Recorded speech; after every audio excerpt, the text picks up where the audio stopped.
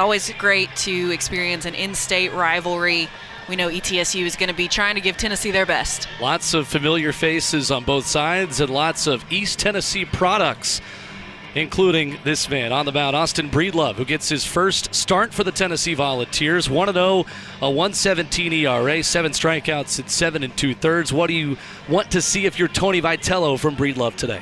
I think just getting him in the comfortable position of starting. We know that Breedlove definitely has some great stuff. We've seen that from him already so far, but what's it going to look like starting the game in front of this big crowd? These Tennessee fans have done a fantastic job this season of really packing this stadium early on and during the midweek. So how does he fare in this big environment with the crowd and against a big in-state rival? He'll be throwing a Cannon Peebles, Tennessee and ETSU on a 70-degree Tuesday afternoon in Knoxville. Baseball time in Tennessee between these two East Tennessee non-conference foes. As the first pitch to Jamie Palmise, the center fielder, is a ball outside.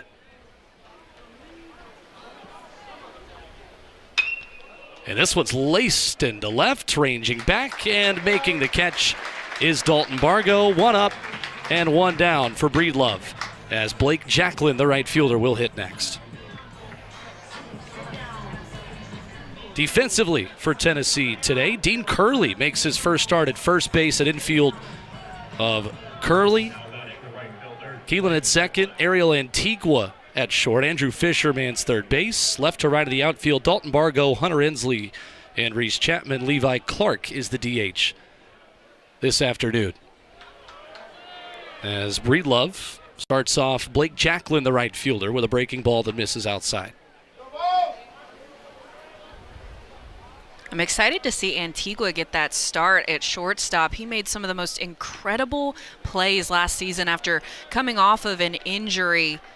They were working later in the season, try to get him some opportunities batting, and so now excited to see what he's going to be able to do this game defensively and offensively.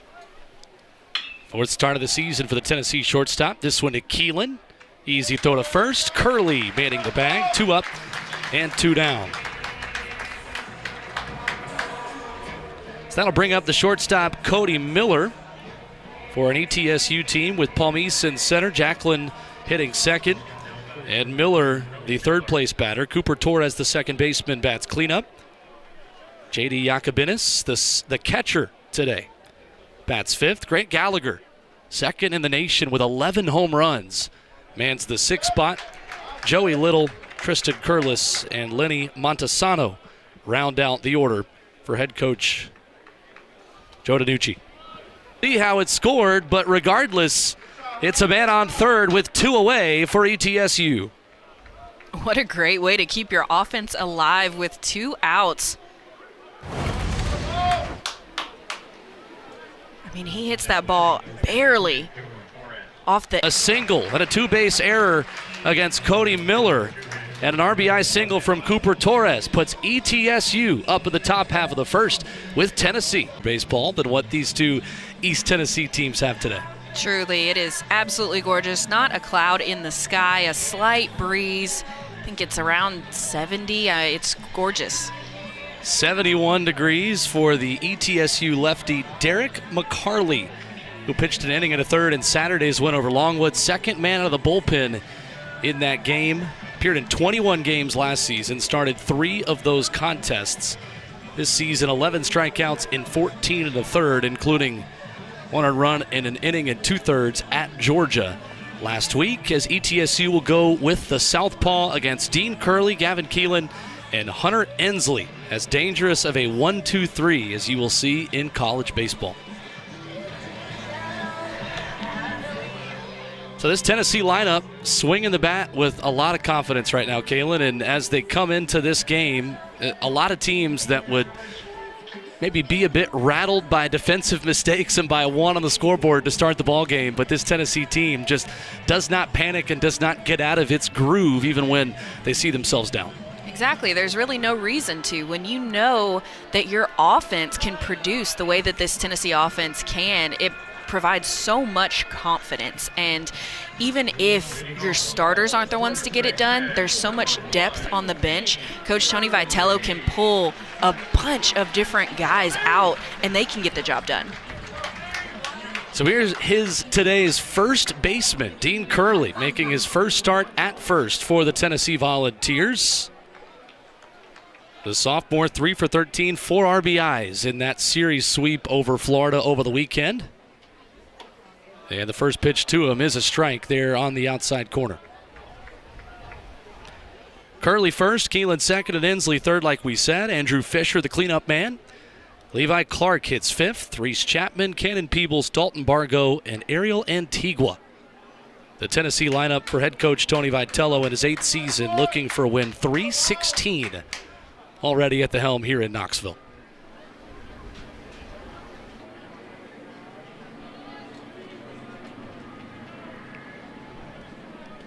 Lefty on righty. Here is McCarley. Just misses outside. Balls and strikes today belonging to Aaron Davis behind the dish.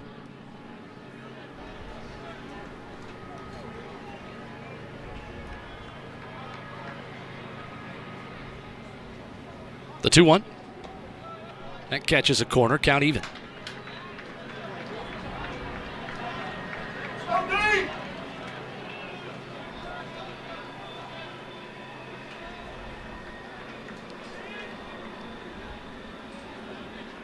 Two balls, 2 strikes. Pitch home.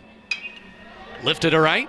Ranging back is Jacklin towards the wall. He'll run out of real estate as it falls foul, and Curley will get another opportunity. Dean Curley doing exactly what a leadoff is supposed to, seeing a lot of pitches, getting deep into the count, trying to get as much of an advantage for the batters behind him. And certainly the discipline of this Tennessee team, something that has been impressive this year. Curley's walked 16 times, and 7 of the 9 in the lineup for Tennessee today have walked 10-plus times this season. The 2-2. That one misses. Count full.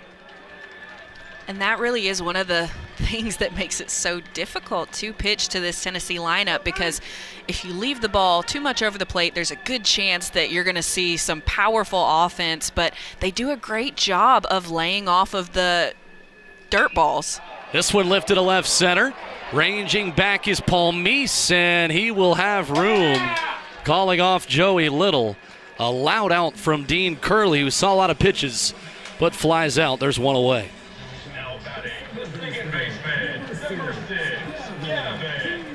So Gavin Keelan will hit next. He's got a 4-game hitting streak, 3 for 9, a home run, and 2 RBIs for him over the weekend against Florida. And what a pickup for Tony Vitello out of the transfer portal that this man has been, with a lot of power from this left-hand side. Shows bunt, pulls it back, watches a strike. And you want to talk about someone who's got a great eye. 19 walks with only 5 strikeouts. He has great pitch recognition.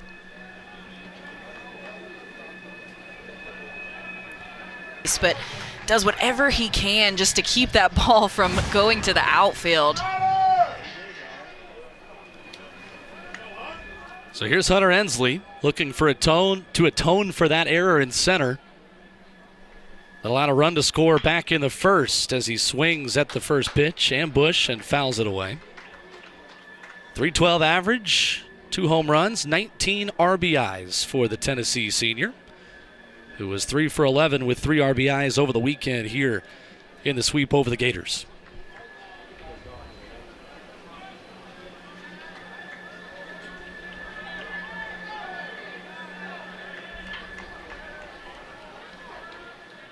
Oh, 1 to him.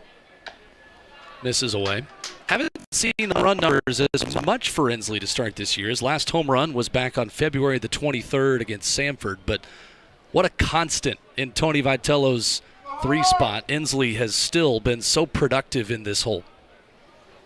And yeah, you're right. A team that's known for the home runs, Inslee really doesn't produce that many. However, like you said, he's just so consistent. He's somebody that Coach Vitello knows is going to produce. It may not be a home run, but he's going to make something happen. And then, two, just being that senior leader. It's important for him to be in that spot in the lineup because a lot of the guys on this team look up to him. One of the clutchest players for Tony Vitello's team and likely in the history of this program for his role in the national championship last summer in Omaha over Texas A&M. As McCarley will check on the runner Keelan, who's got 5 steals on 6 attempts this year.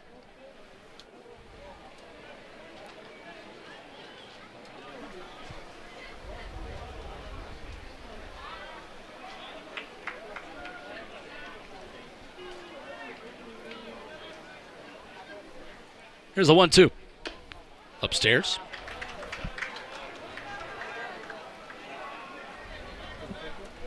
Look at this ETSU program. 15-4. Already had road challenges at Virginia Tech and at Georgia. Looking for the big upset here this afternoon as Ensley runs the count full.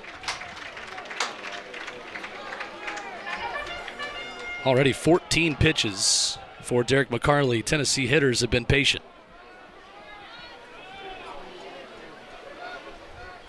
Three balls, 2 strikes, 1 away, pitch home.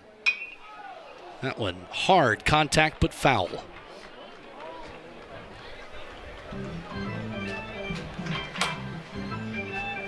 Ensley waiting for his pitch. He knows this is a big opportunity here to try and move Keelan into scoring position. Wants to make sure that he gets the pitch that he wants to drive.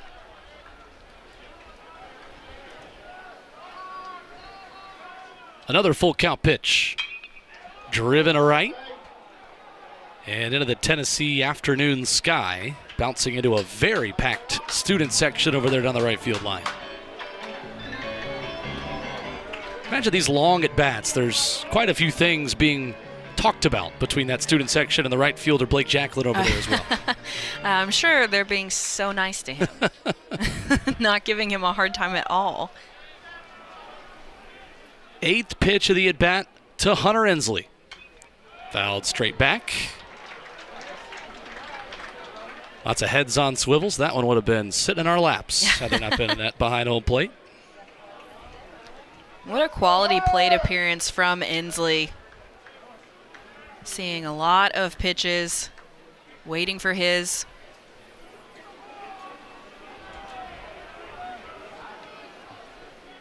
Here's pitch number 9 to him. Grounded, left side, tough play. Cody Miller goes to second for 1. That is all he'll get. Cooper Torres trapping it there as the fans at Lindsey Nelson Stadium might have thought Torres came off the bag here. I definitely think that was a possibility. I don't think they're going to review it, though. Looks like he did just keep that left foot on the bag. Kind of a first baseman pick right there from Torres, who's already flashed the leather on a pair of occasions. And that'll bring up Andrew Fisher now with a runner on and 2 away, as Ensley will get back to the bag.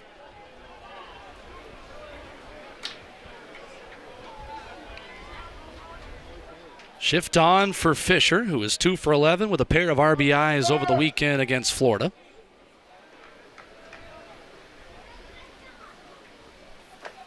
And the first pitch catches the corner at 79 miles per hour for strike 1. 286 average, 7 home runs for Fisher. And when he connects with one, it often ends up in a different area code, as that one misses outside. That's right, Will. And Fisher has been a really great addition to this Tennessee staff lineup. He's been great at the plate. Also offensively, we've seen him in a lot of different positions at first and third. Big swing, fouled straight down. And that was one of the big worries last year coming into this season, was who is going to replace these offensive powerhouses that we have at first and third. And it seems like Fisher has been one of the answers to that question. Behind 1-2 with 2 away. Lefty on lefty matchup as Ensley gets back again. Fourth start at third base for Andrew Fisher this season today in a Tennessee uniform, as the former Ole Miss Rebel mans the hot corner for Tony Vitello's team today. 1-2. Upstairs. Fisher, another one of those hitters who is very patient. 23 walks, leads Tennessee this season compared with just 11 strikeouts. You can get ahead of him, but it is so hard to put him away.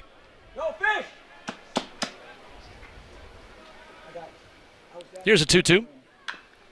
That one's chopped foul. And at the very least, Kayla, Tennessee has made Derek McCarley work here in this first frame, already up to 23 pitches. They sure have. They want to make him work, want to get that pitch count high, potentially force him off of the bump early.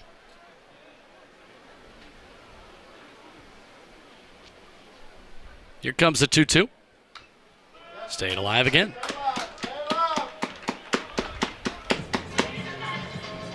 McCarley from right down the road, Seymour, Tennessee, went to Seymour High School. So I'm sure he is very familiar with this Tennessee team and this stadium. Probably came to a few games growing up. Timeout for Andrew Fisher, who will go over and get a breather. A lot of East Tennessee products on both of these teams. I imagine some pitcher versus hitter matchups that have been happening since these guys were a lot younger. And I think that's always fun in those in-state matchups where you potentially play against people who you've played against growing up, and then you get to see them in college and see how they've developed, how they've matured, have they added anything else to their game. And I always thought it was fun going up against somebody who maybe had success against me in high school, and then we get into college and it's like, I'm a completely different player now. Right. Absolutely. Let's see how this goes this time. So some two-out action now for Tennessee as Ensley will trot on down to second, and Andrew Fisher is given a free pass to bring up the freshman Levi Clark with 2 on and 2 out.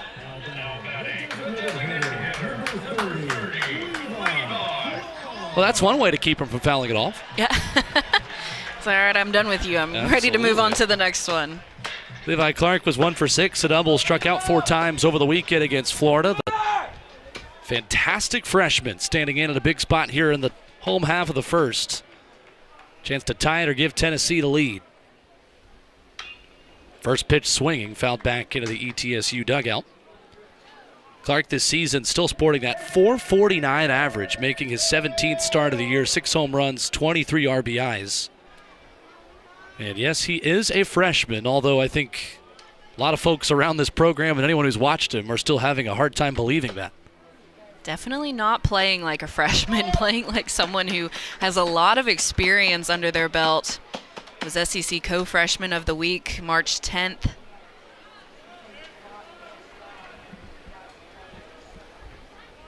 Count even at 1-1 from the lefty Derek McCarley. And that one just missed. Aaron Davis not giving those corners to Derek McCarley or to Austin Breedlove here in this first frame. 2-1. That one well inside. Hitters count here for the freshman. And Reese Chapman on deck, who hit 2 home runs over the weekend in back-to-back games against Florida. Guy with a couple of grand slams already this year as well. 3-1 to Clark. That one is roped foul. Runs the count full. as a pitcher facing an offense like Tennessee, it's like you never really get a break. You know, there's so many players in this lineup who can do some real damage, whereas normally it's like, okay, hey, they've got this guy can do big things and change a game in one swing. So it's like, God, I have to be on my game every single pitch. Levi Clark takes the walk, and here is Reese Chapman coming to the dish. A man who has just peppered the baseball over the fence here at home. ETSU with a mound visit here to talk about the plan of action against the Tennessee right fielder today, who has a pair of grand slams at home this season. Back on March the 4th, 2 weeks ago against Radford, he had one in that game where Tennessee hit 3 and then 2 in 1 inning in the 7th, and had one back on February the 16th against Hofstra as well. There's just something about these Tennessee hitters when they get the bases loaded. They had nearly 70 games to get to 14 grand slams. Tennessee has 8, and this is game 21 of the season. So they've got a long way to go. They could definitely beat that record. So Reese Chapman stands in. Chance to add to that total and have his 3rd grand slam of the season. 344 batter, 6 home runs, 24 RBI. First pitch from McCarley is a fastball that misses away. I imagine the thought process as a pitcher, because, you know, he knows what Reese Chapman has done as well with the bases loaded. He has got to be anxious in this moment. Big swing, fouled back, 1-1. In this moment, McCarley has to just focus on trying to execute his pitch. He can't think about the outcome, because when you think about the outcome, there's a good chance that that's what's going to happen. So if he's thinking about giving up that grand slam or a big hit, something like that could potentially happen. You leave the ball too much over the plate, it doesn't move the way you want it to, but if you really focus one pitch at a time, execute your pitch. I'm sure he had a plan going into this against Chapman, making sure that that's what he does. Bases full of balls with Clark at first, Fisher at second, and Ensley at third. Derek McCarley ahead 1-2. Last, the first inning comes to an end. 2 runs for Tennessee on just 1 hit. The error from Torres allowing a pair of runs to score. Vols by 1 after 1. Who pitched the first inning, gave up an earned run, and allowed 2 hits. Sharp, the lefty, will continue the bullpen game today for Tennessee. Last pitching in the midweek exactly a week ago against West Georgia, going an inning, allowing 1 hit, 1 run, striking out 1. He faced 4 batters in that game. 5 1/3 for him so far this season. 2 hits, 1 run, 4 walks, and 11 strikeouts. Big lefty with big-time potential, Kaylin. That is a theme for Tony Vitello for these young pitchers who are getting acclimated to college play.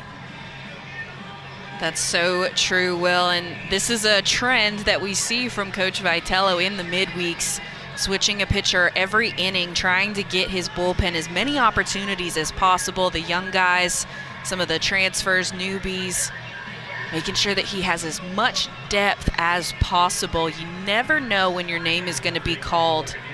And then especially in postseason, you never know what's going to happen. You may have to bring somebody up. And he wants to make sure that these guys have experience.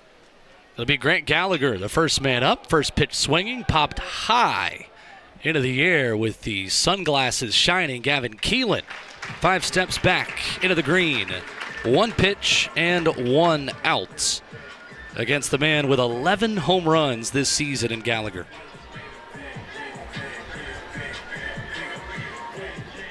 So certainly, Kaylin, ETSU aggressive early in the count, and that is something we see a lot from these midweek foes when they come to Knoxville. Definitely. They want to make a statement. They want to try to put pressure on the pitcher. They want to put pressure on the defense. So they're going to be aggressive in the box. They're going to swing early. If they see that pitchers throwing strikes, trying to get ahead, it makes sense. A 1 to Joey Little who checks his swing. He went around, according to first base umpire Anthony Perez. Left fielder, JUCO transfer from Fort Scott. 1 for 5 on Saturday, 5 for 12 over the weekend, coming into tonight with a 6-game hit streak. And he stays alive there, fouls that one back. I imagine you talk about bullpen games, getting more pitchers' opportunities. Tennessee has had so many run rule wins this season. It does make it challenging for Tony Vitello to learn what he has in live action. Yeah, when you have an offense that is this potent that can score so many runs, and you know that there's a good chance they're going to run rule, trying to get pitchers in there is difficult. And we've seen him, put in a new pitcher every inning, but we've also seen him have pitchers go out there and maybe get 2 outs, and then he brings in another guy, or even just get 1 out, and then he brings in another guy, just to get them as many opportunities as he can. Joey Little staying alive for an ETSU squad looking for its first win over Tennessee since 2019 when the Bucks beat the Vols 6-5. The inning with a punch out of Montes will have a very interesting role for Tennessee moving forward. You talk about what it takes to win a national championship. It is a lot more than the 9 that make the most starts. It's really 13, 14, 15 guys with bats, and Bargo and his veteran experience will play a big role this year.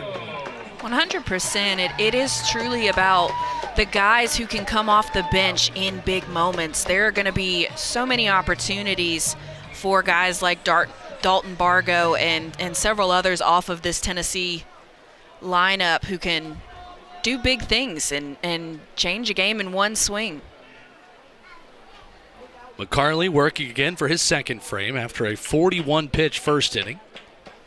This is downstairs. 11th start of the season for Bargo, who's a .250 hitter. 5 home runs, 11 RBIs. Walked 9 times, struck out 11. Big cut, comes up empty, 1-1. Hey, you talk about that team last season. Tennessee won a national title, and that DH spot was a question mark on Tony Vitello's lineup card from game to game all the way through that national championship. As the 1-1 gets in there, it really allows you the chance to play some matchups and go with the hot hand when you need to. Definitely. Coach Vitello, he knows that this team has got some great depth, and that's something that, he can look to in the future as Bargo goes down swinging for the first out. First strikeout for McCarley. And speaking of lineup changes, here is Ariel Antigua making his 4th start of the season as we take a look at the punch out there for the lefty.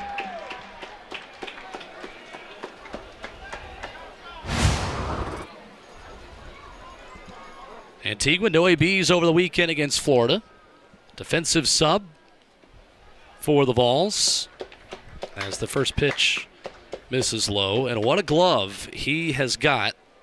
Sophomore shortstop, a .267 hitter to go with plus defense in the middle infield. And the 1-0 misses outside.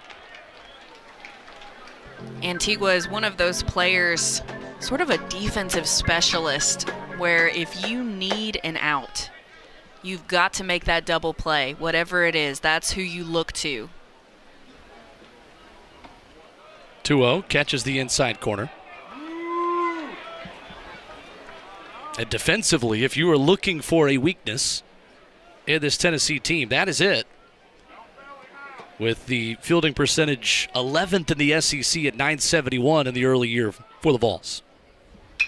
As Antigua ropes this one right at the second baseman, Cooper Torres. Another great defensive play, well-positioned. Torres, the Walter State transfer, sits down Antigua.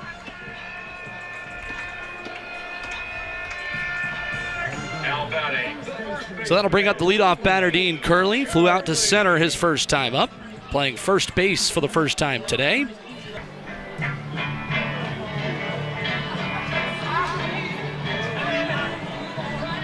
Bottom of the second inning and a new pitcher on the mound for the first time today for ETSU with the leadoff man Dean Curley. Set to dig in just a moment. Against the righty Tate Jones, a freshman from Burlington, North Carolina, who makes his 5th appearance of the season. Got 2/3 of an inning at Georgia a week ago in that 8-6 loss for the Bucks. Did his job though, walked one, faced 3 batters, didn't allow a hit or a run, and has not allowed an earned run in 2 2/3 in 4 appearances so far in this early season. Kaylin, what did you like about Derek McCarley's start today? I mean, I think that he did a pretty solid job, actually. Prevented the long ball. There was an error and a throwing mistake, I think, that caused, one of those runs to score for Tennessee. I think he did his job. I think that he can be proud with what he was able to do. The only thing that I would look for him to improve is that number of pitches, through quite a few and had a few walks. 49 pitches. Close the book on McCarley, an inning and 2/3, 1 hit, 2 runs, neither of them earned. 1 walk and 1 strikeout. 1 time through the order of the top team in college baseball.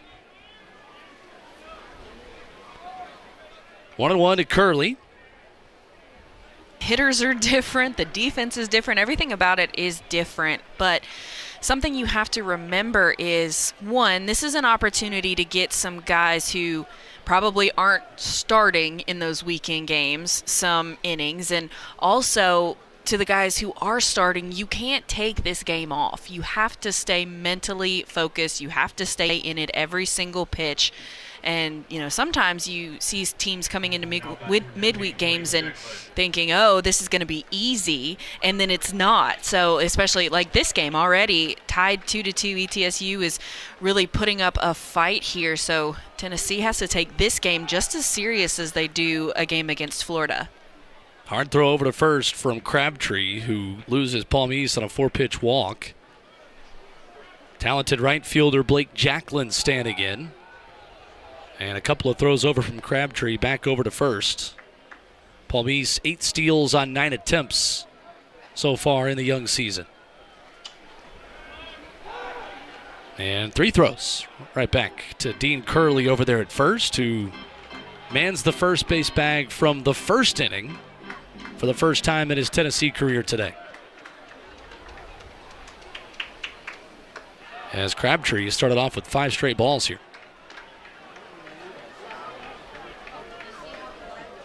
Not the worst thing for Dean Curley to get 3 full-speed practice pickoff throws over there at first. I'm sure that's why they put him over there, was to get some reps. Good pitch there, catch in the corner as you see Curley. Guy with a ton of upside and potential as a potential first-round pick. Draft-eligible sophomore for Tony Vitello. Closer throw that time from Crabtree as Palm East gets back in there safely.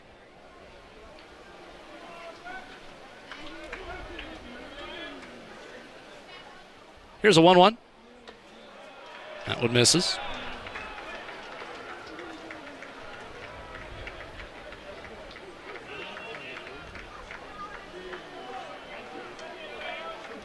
Blake Jacklin, second place batter,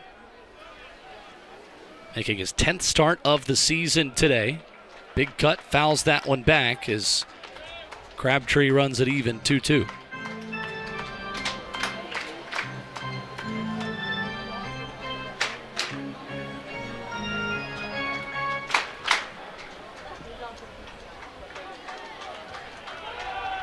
Another check over on the runner.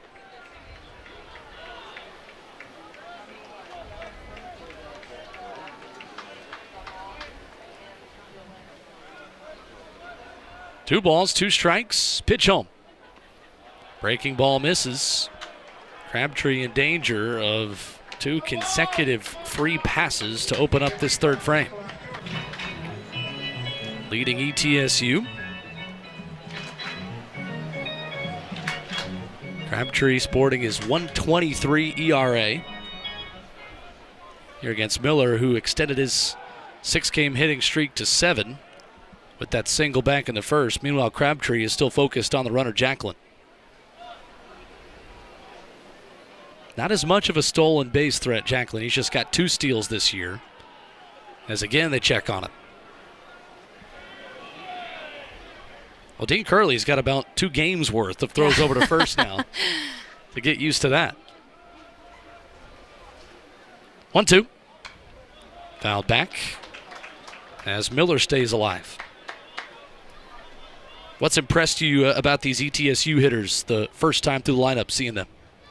I think, one, the aggressiveness. They're definitely not afraid of these Tennessee pitchers. They are going right at it, but barely stays in, and now ETSU leading Tennessee.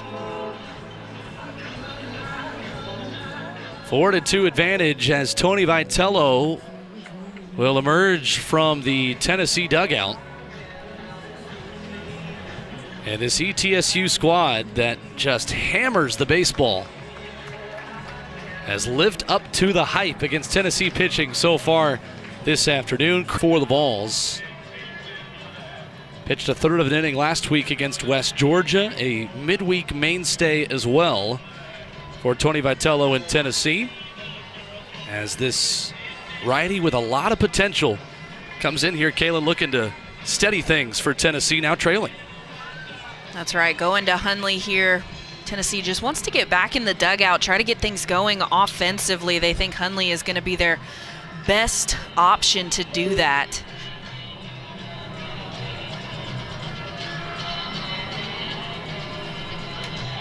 Sophomore coming in with a 386 earned run average. And really, it was just the one outing against Radford that inflates that ERA when he allowed 4 hits and 3 runs in an inning and 2/3. 7 innings for the righty from Middle Tennessee, 3 earned runs, 7 strikeouts, and just 2 walks. As Torres, who singled home a run in the first, fouls off the first pitch. Really, for Crabtree, it was the inability to find the strike zone that got him in trouble a little bit today. It was. He started off a little slow, had a couple of bad pitches getting him behind in the count, and then with that walk and eventually giving up that home run, it just wasn't a great start. Quickly 0-2. And Torres stays alive. We knew there would be home runs. It is only the 3rd inning, so settle in. But now 47 of them this season for an East Tennessee State team that is 6 behind Tennessee in that department and top 5 in the NCAA. As the 0-2 to Torres brushes him off the plate at 90 miles an hour. That'll wake you up.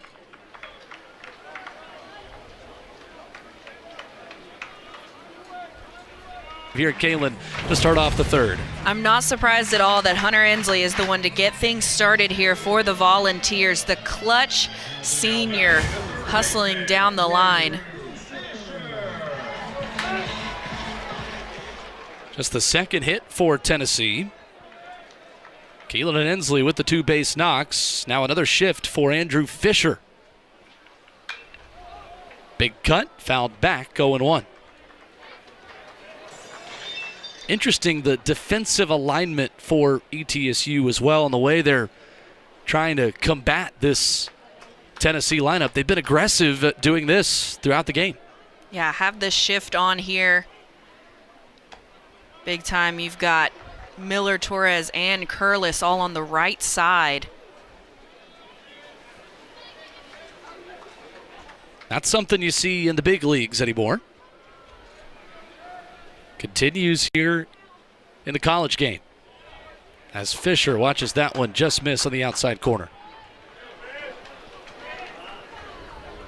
And with one swing of the bat, Andrew Fisher could tie this game here in the 3rd for Tennessee. Not that time.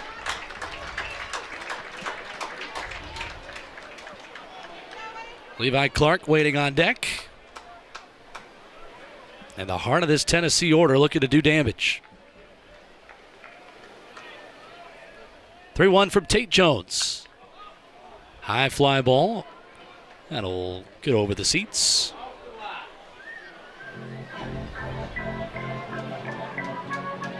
It's incredible. You look at this crowd at Lindsey Nelson Stadium. They are still leading by 2. Defense has been a key part of the story. Both Tennessee runs coming off of an error by the Bucks. First inning run for ETSU off of a Tennessee error. Jamie Palmise keeps this one right where it is. Inslee was running on the play, was certainly vigilant of what was going on to get back to the bag. But the Bucks will call upon a new pitcher taking out Tate Jones. We'll tell you who is on the mound for ETSU when we come back.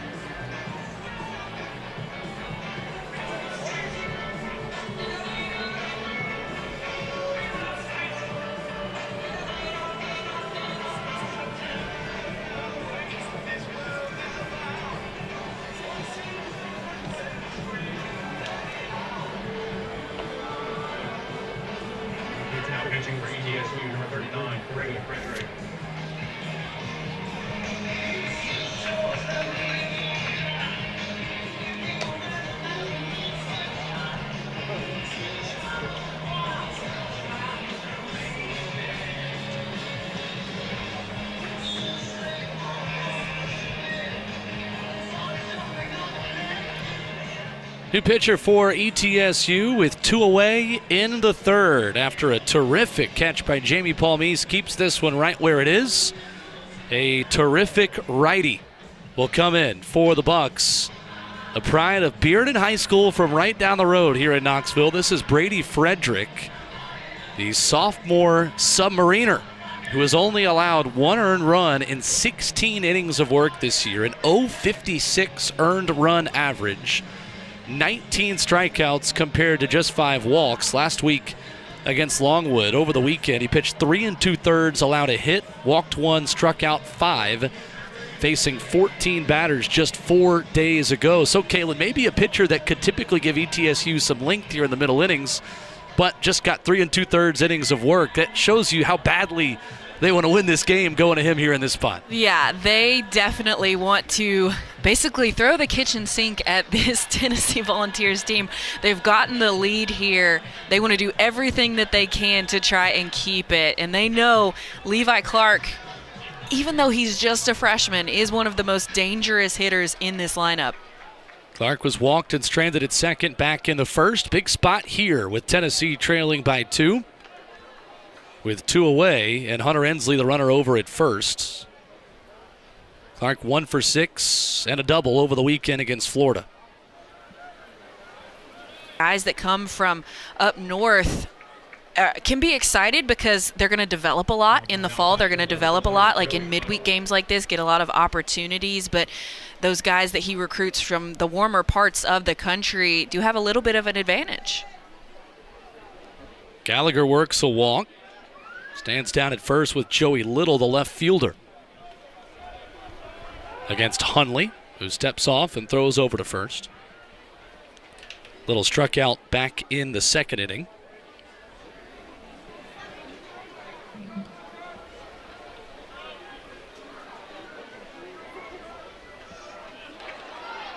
And Little, brushed by this one, will jog on down to first. First 2 men on for ETSU here in the fourth. This is really not what you want if you're Tennessee in this situation.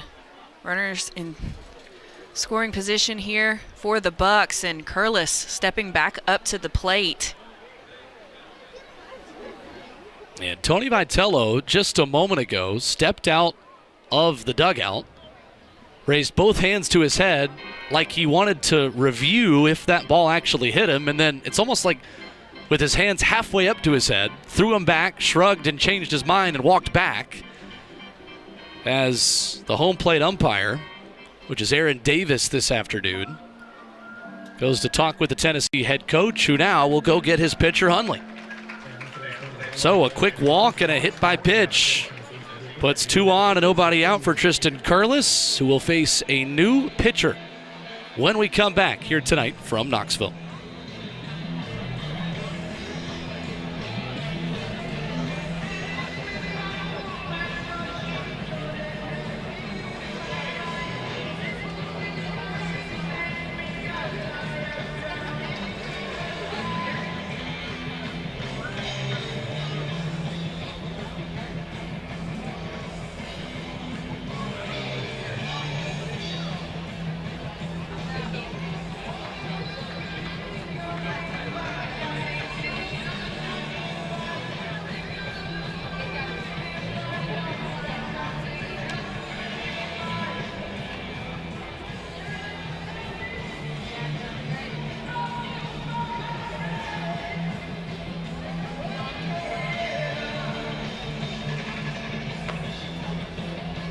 Now pitching for the ball, number 19, Drew Binky.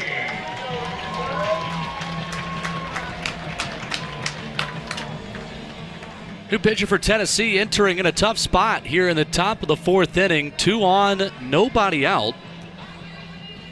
And welcome back to the mound, Andrew Banky, getting an opportunity to make his return. First outing since February the 16th as he comes in with a lot of pressure and a big role expected as he gets back to full strength this season. Only gone 1 inning this year against Hofstra, right at that first weekend series of the year, just allowed 1 hit and struck out 1 as well. But Caitlin, this is a really important arm for Tony Vitello, who he really wants to get back to a full workload, and good to see him back out there today. It's great to see him back out there. It's always tough when you're struggling with an injury, trying to come back from something like that mentally and physically. Good to see him out there. Played a big role last year for Tennessee. Somebody that they want to be able to rely on, I'm sure, this season as well.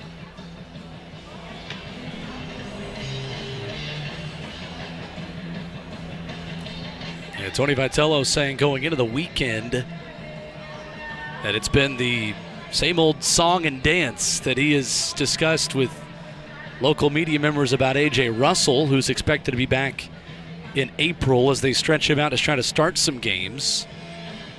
Vitello saying if the world was coming to an end and he needed to go get a hitter, he could certainly do that, mentioning that Binky is thrown off the mound and obviously is back on that mound here in Lindsey Nelson Stadium in a big spot here for the Vols. Yeah, I think that maybe not the world coming to an end, this situation. I wouldn't say it's it's that big, but it is a big situation, down by 2 and runners on the bases. You definitely need an out here. And the first pitch pulled into the right-hand batter's box to Tristan Curlis, the first baseman, who has provided the difference on the scoreboard, a 2-run homer back in the 3rd.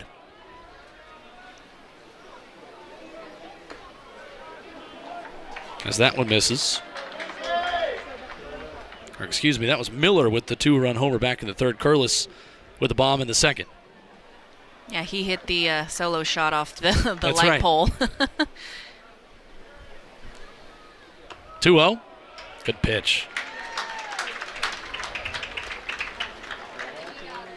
Good location where even if you get a bat to it, good luck doing anything with that one.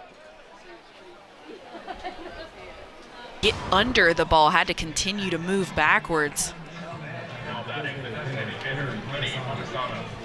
Brings up Lenny Montesano, senior DH, making his 10th start this year. Struck out swinging back in the 2nd. As Tennessee looks for a double play to get out of this jam. Binky's first pitch misses along the outside edge.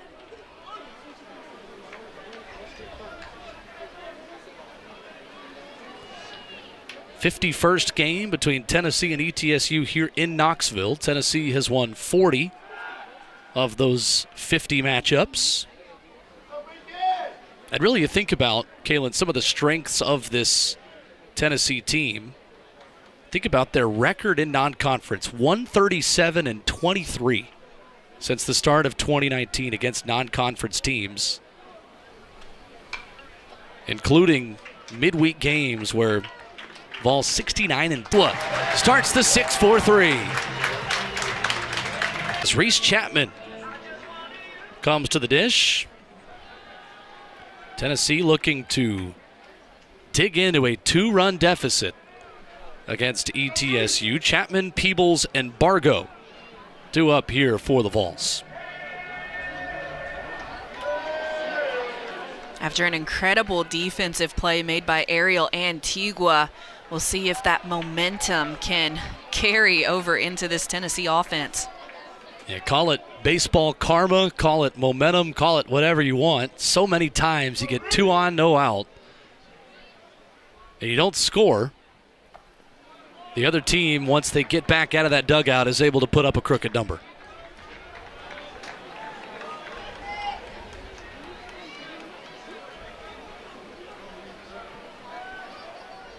One-two to Reese Chapman.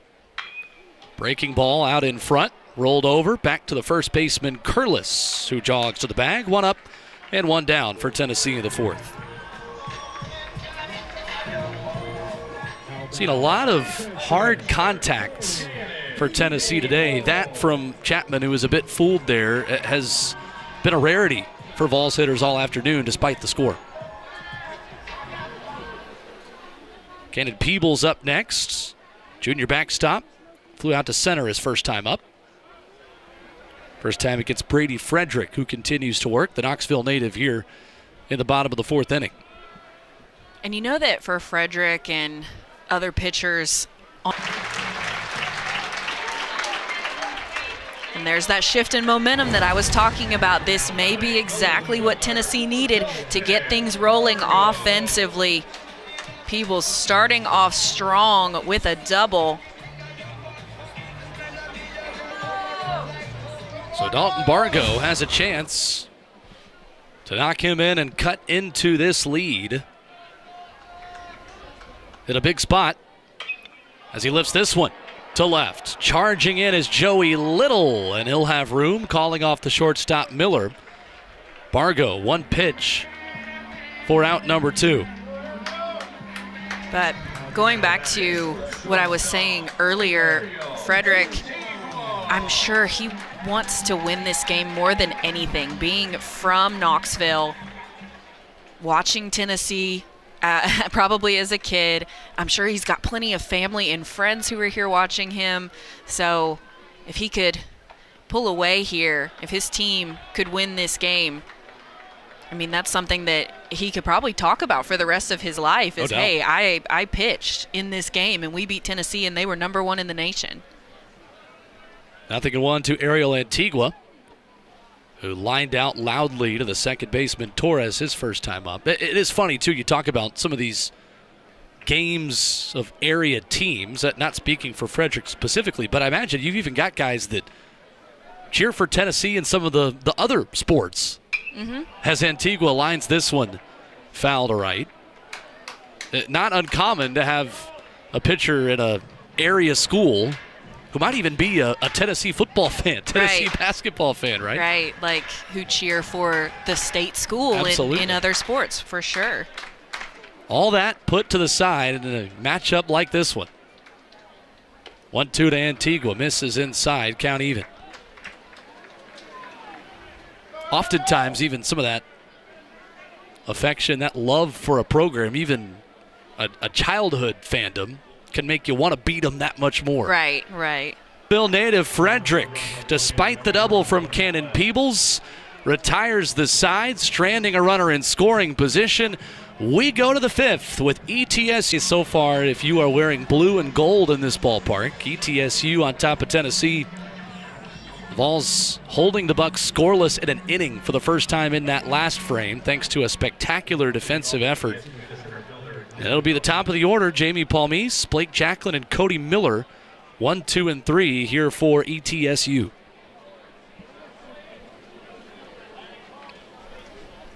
As Andrew Benke offers, first pitch swinging to Fisher, over to Curley, 1 up and 1 down. Think Tennessee might have found something over there at first base with Dean Curley?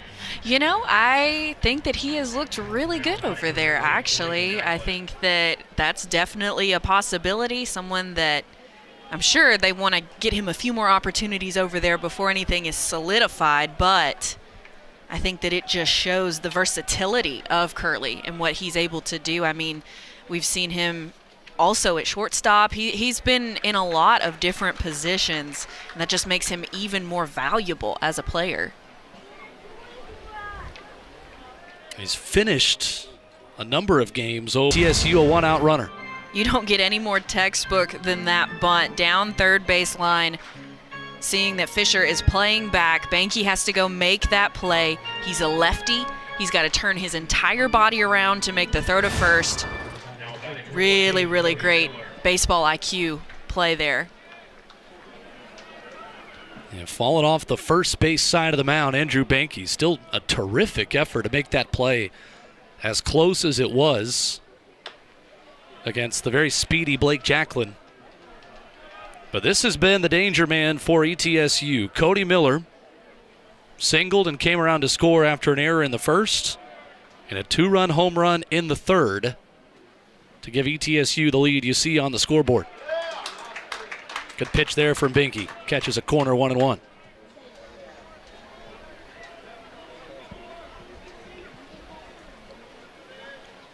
Six home runs on the season for the ETSU shortstop.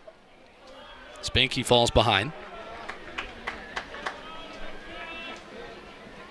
You think about both of these teams, and if you are a pitcher for ETSU or for Tennessee, the headlines may go to the hitting. These are two really good pitching staffs as well, as that one reaches the seats and nearly reaches the press box up here, and Kalen Arnold was about to find out just how unathletic I really am. I would have saved you. Don't worry. 100%. 100%. But Tennessee, of course, leading the nation in ERA. Ball 4. Miller on. And some trouble here for Tennessee in the 5th.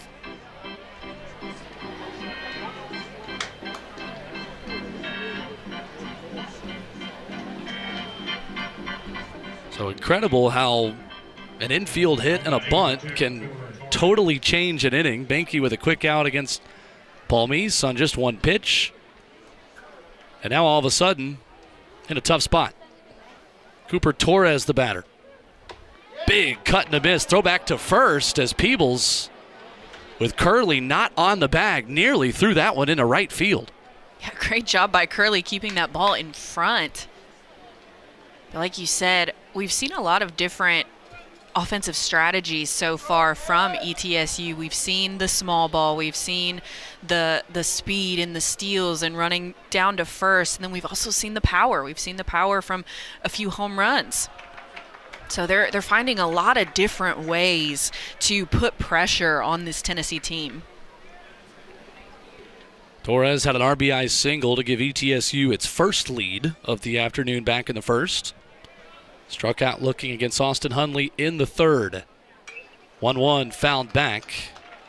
Good pitch there from Banky up in the zone to get ahead.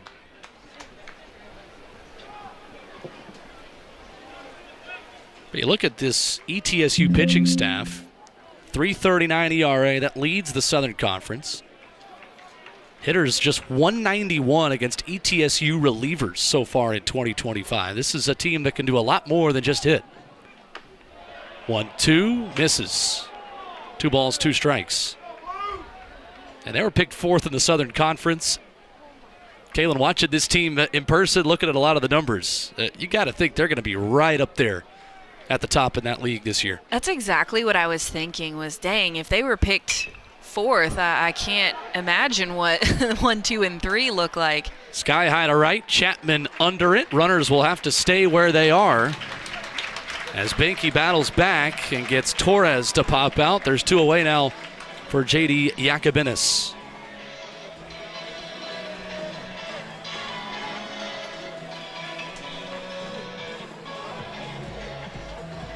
Certainly the kind of challenge that Tennessee could get to begin a regional in the NCAA tournament, or, as we saw last year, in a super regional with an Evansville team. Right. Certainly got hot, and they were not afraid of that moment last year, forcing a third game here on this field. Right, and I think that really just speaks to the growth of baseball as a whole on every single level throughout, midweeks and playing against these mid-major teams. There's so much talent now, and everyone can beat everyone at any given time. Juanota Yacobinis catches the edge for a strike. It is an ETSU lineup that is all juniors and seniors, with the exception of its leadoff batter, Jamie Palmise. Got Andrew Fisher hit by a pitch for a second time today. He will jog on down to first and give Tennessee a 2-out base runner.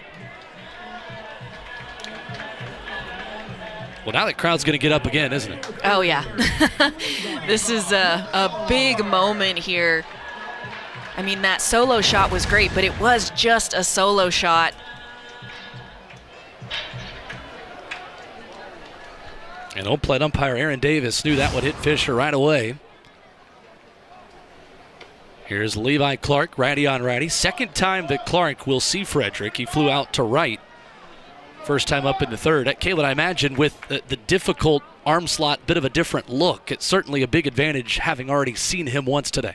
It is, and that's why I was wondering if ETSU was going to keep him in. We've seen them consistently change pitchers after one time through the lineup, so I thought maybe we would see that with Clark, but no, it looks like they're going to stick with Frederick. Clark ahead 2-0. And Fisher dives back in. 6 home runs for Levi Clark, who today has walked and flown out. Ball's 0 for 7 this afternoon with runners on base. 2-0, big cut and a miss. As Clark will look back at Aaron Davis and ask if that was a strike.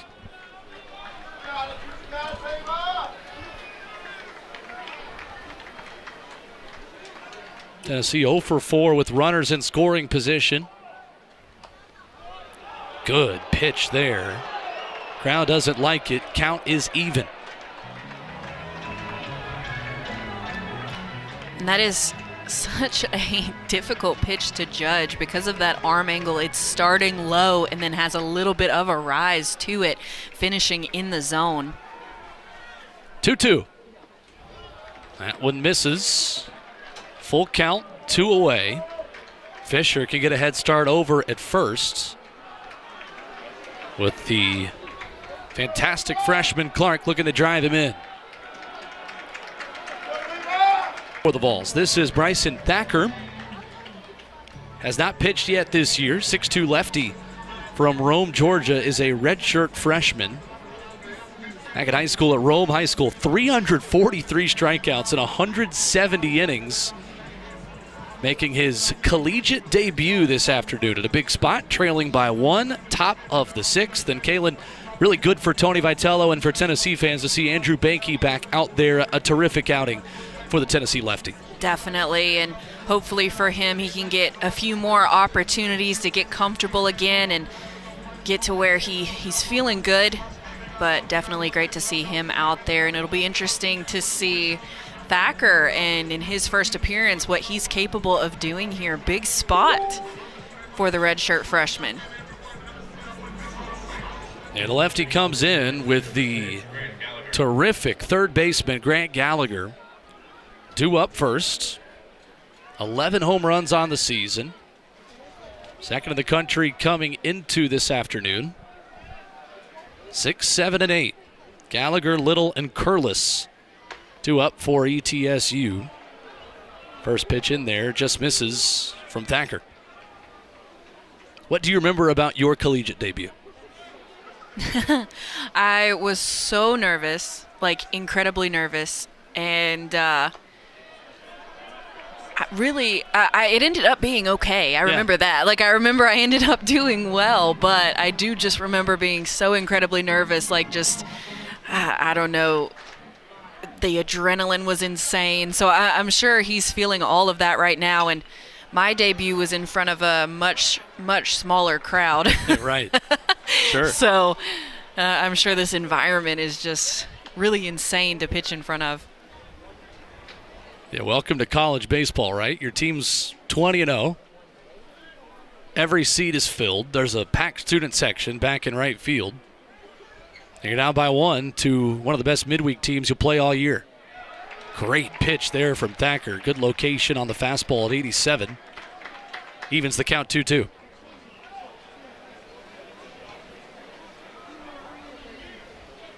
This Tennessee roster filled with freshmen and redshirt freshmen that... Oh, nonchalant. Like, yeah, this is me. This is what I do. Get with it.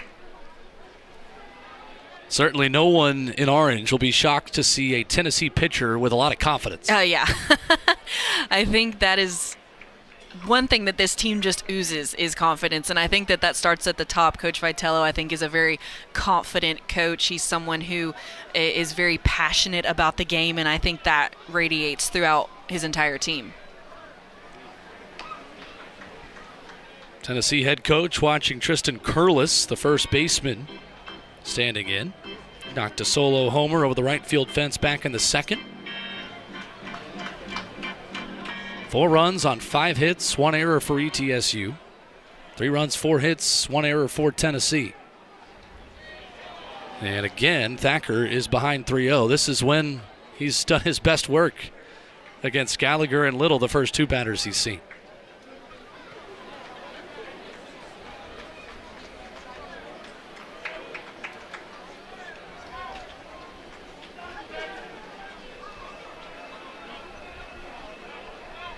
Ninth place batter Montesano waiting on deck. The 3-0 in there for a strike.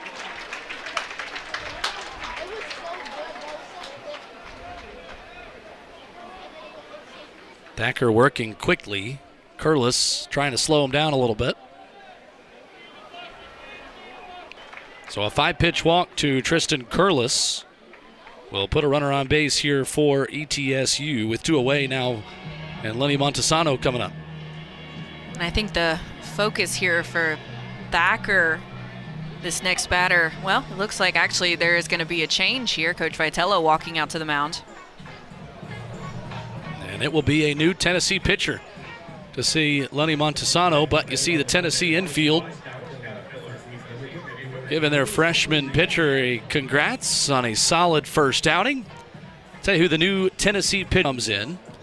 And he has been a busy man here early for Tennessee. Got an inning against West Georgia a week ago. Walked 1. Was clean other than that, retiring the other 3 batters he faced. Through 4 1/3 in his first season in college. Still has not given up an earned run. Just 4 hits, 1 walk, 4 strikeouts. And he will get the 9th place batter, Lenny Montesano. Again, another Tennessee bullpen arm that has been clean to start this season.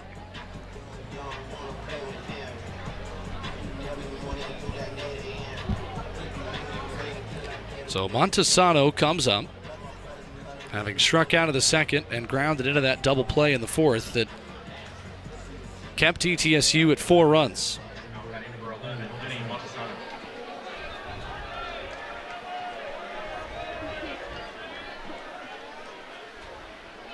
First pitch from Krenzel. Way outside at 94. And velocity behind that one.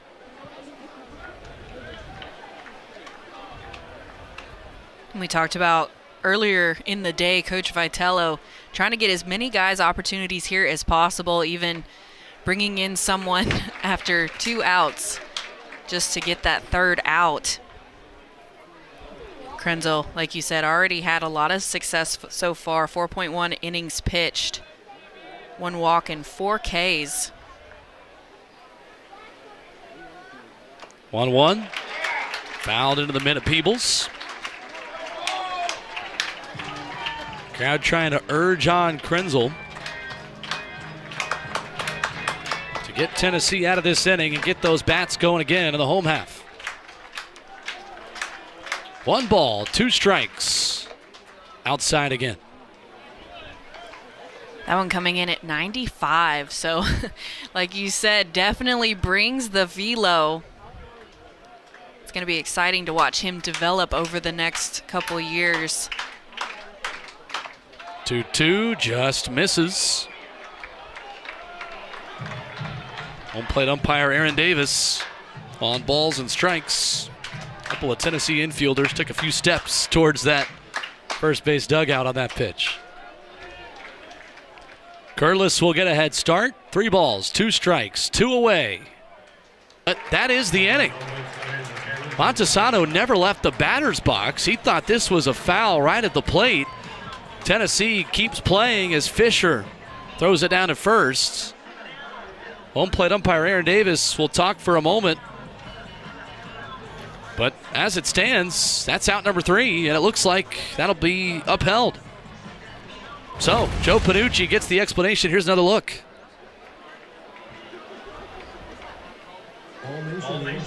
It does look like it could have potentially hit off his toe. So far against the Tennessee lineup, we'll see how much longer he can go if he can continue to keep these guys off balance. Yeah, 2 1/3 for Brady Frederick, the righty from Knoxville, with 2 hits and 1 run allowed. Reese Chapman thought about pulling the trigger, pulled it back, and watched a strike. 0-1. Frederick's ERA going up despite 2 1/3 of only 1 run at .98. As Chapman flutters this one foul down the left field line, quickly down 0-2.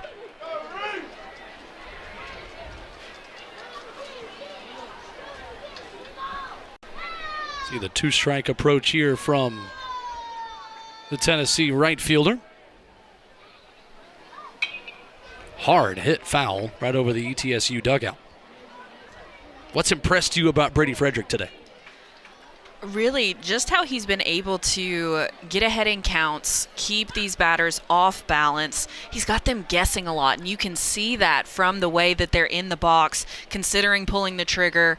I think that it's great how he did give up that solo shot, but then came right back with the out afterwards. He's been very consistent.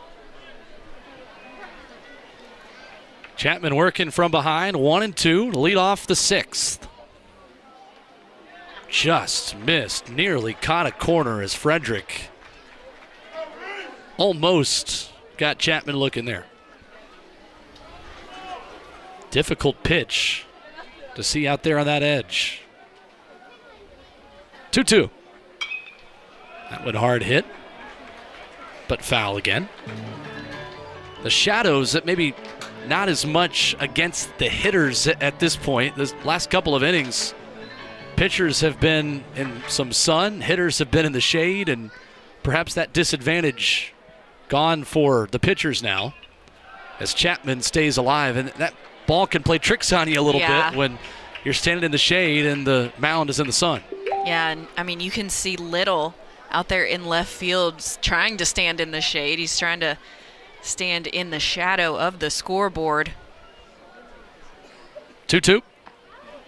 That one just missed the corner as well. So good AB here from Reese Chapman, who fell behind 0-2, now back working the count full.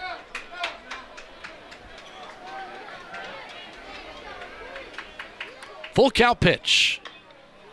That one popped straight up, and the pitcher, Frederick, fielding his own position, retires Chapman.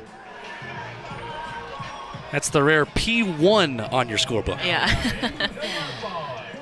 It's always nice to see the pitcher field their own position. However, right there, I think that Gallagher could have made that play if he really wanted to. So here's Cannon Peebles. His 3rd time to the dish. Big cut and miss. Flew out to center and doubled his 2 times up.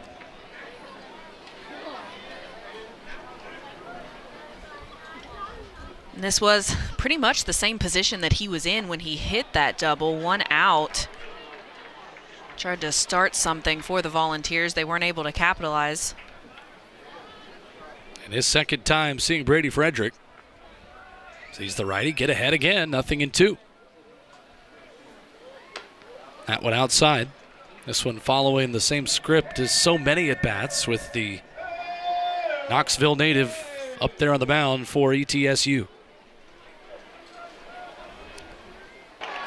Curlis making a nice grab as he had to range back just a bit. Came off the bag for a moment. But our first base umpire, Anthony Perez, saying the foot was down in time. And this immediately will be challenged. Tennessee appears confident that Peebles is going to be safe here. I do think that that was the right call to challenge that, in my opinion, which, I mean, we will get to see the review, but in my opinion, it did look like he was maybe off the bag when he made the catch.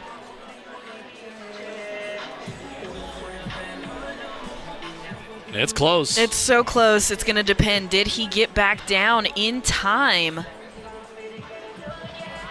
think maybe he did. I think he did.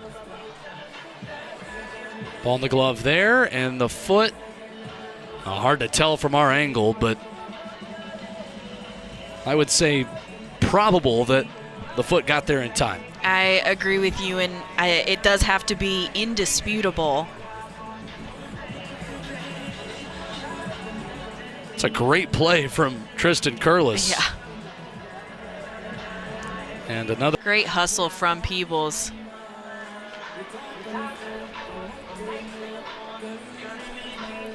a foot down. Yeah. As we get a verdict here from our umpires. After further review, the call at first is out. And the call is out. So the defensive positioning for ETSU has robbed Tennessee of a couple of base hits today. Torres erasing Peebles. 2 up, 2 down. Now for the left fielder, Dalton Bargo.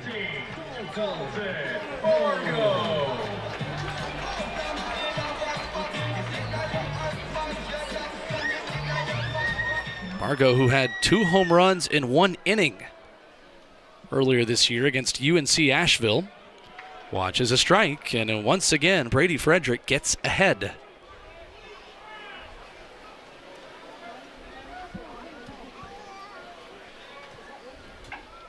The 0-1. That one lifted foul. Tennessee hitters just having a tough time with that breaking pitch that's just been so well located for Brady Frederick today. They have, and it has just missed their barrels so far away and still able to make that incredible catch and play. Tennessee has had some terrific defensive middle infielders under Tony Vitello.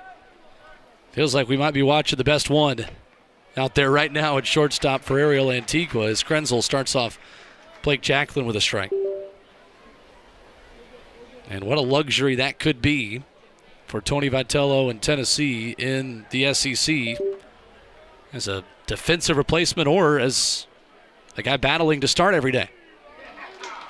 Yeah, and I really think if Antigua could figure out how to get on base, that is what's going to put him over the top. If he could consistently hit, he would be an everyday starter, in my opinion. 4 for 15 at the dish, 267 average coming into this one. Certainly a player with just a world of potential for Tony Vitello. Pickoff throw over to first. Back in time is Palmise. Got a lot of pop in this part of the order. Blake Jacklin, Cody Miller, Cooper Torres, 2, 3, and 4. 0-2. And an interesting decision for ETSU. Do you try to manufacture one more? Try to run? Try to just put the ball in the infield? Or do you swing away with a lineup with so much pop and home run ability at the top as well? 1-2 misses outside. Clearly they're going to let Jacklin just trying to swing away with the speedy Cody Miller up next.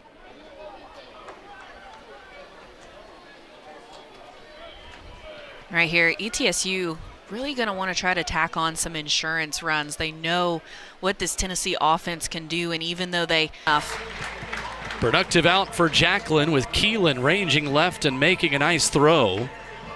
Showing off his range as well. Palmise will sprint down to second. There is one away for Cody Miller, the shortstop, who has been on base every time he's come to the dish.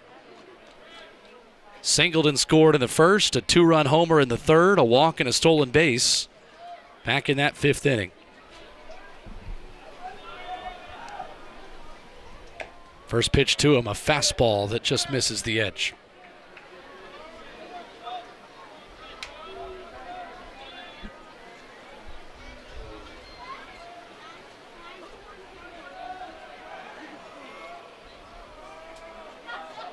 The 1-0. Trying to bunt his way on for another infield hit, something Jacklin did back in that 5th inning. Certainly an ETSU team that can beat you in a lot of different ways. Definitely, and they've proved that today with the small ball and the home runs and the stolen bases. Some great defensive plays. Great pitching performance. And a good pitch there for Krenzel to get ahead, 1-2.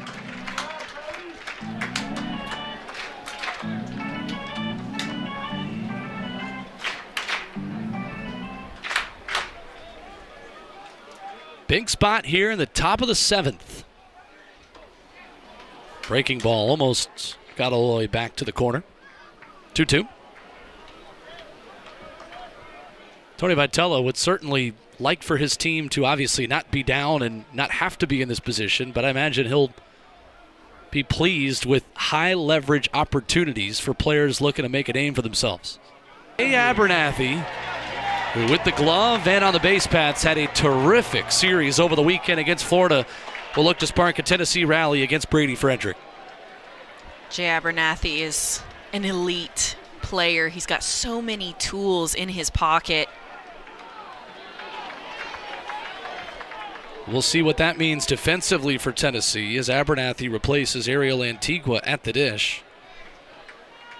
47 pitches, now 48 from Brady Frederick, and a breaking ball in there for a strike. Abernathy was 2 for 7, 4 runs against the Gators. A lot of speed. 0-2, chopped left side, foul. Typically, Jay Abernathy, when he gets on, comes around to score. He has touched home in 8 of the last 9 games. And this freshman is going to be a star for Tony Vitello in Tennessee. I agree with that 100%. When he gets on, it's almost a guaranteed run. He's got so much speed, and he reads the bases so well. Frederick just misses the corner. 1 ball, 2 strikes. Pitch home. Good job waiting on that breaking ball as Abernathy stays alive.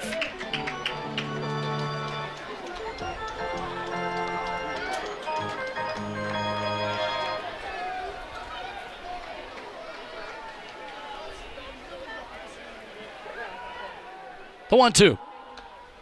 That one way outside. And it's like the 7th inning stretch, and hearing "Take Me Out of the Ball Game" has woken up this crowd a little bit more, now waiting on every pitch. The 2-2. Good eye. And how many times have we seen Brady Frederick do this? Get ahead 0-2, run the count full, and then still retire the batter. Yeah, quite a few times, actually. 3 balls, 2 strikes. Here's Frederick.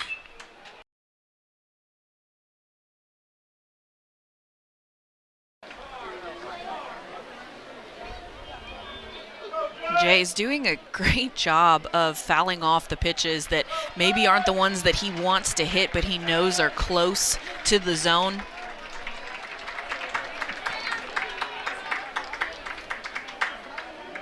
Full count pitch.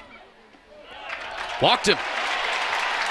What an at-bat from the freshman who works a walk and gives Tennessee a lot of speed on the base paths to open the 7th. Great way to get things started for the Volunteers. Like we've said, when he's on the bases, there is a really great chance that he's going to score. And now with Dean Curley stepping up to the plate, hasn't been his night. However, it doesn't mean a whole lot. Curley still has so much potential. He's a fantastic hitter.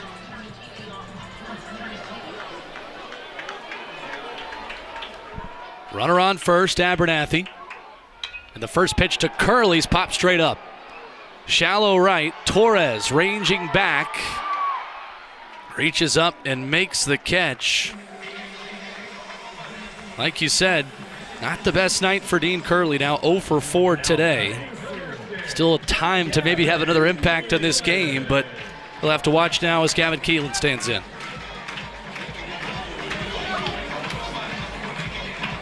This is a good spot for the Volunteers. Keelan already with a home run today. Looks like they're on for ETSU. Before we talk about him, though, Caleb, what a job by Brady Frederick today holding this lead down for ETSU. Absolutely incredible performance from Frederick. He can be so happy with the way that he performed today against this Tennessee team, against probably one of the toughest offenses in the nation right now, and doing it in front of his home crowd, I'm sure made him feel even better.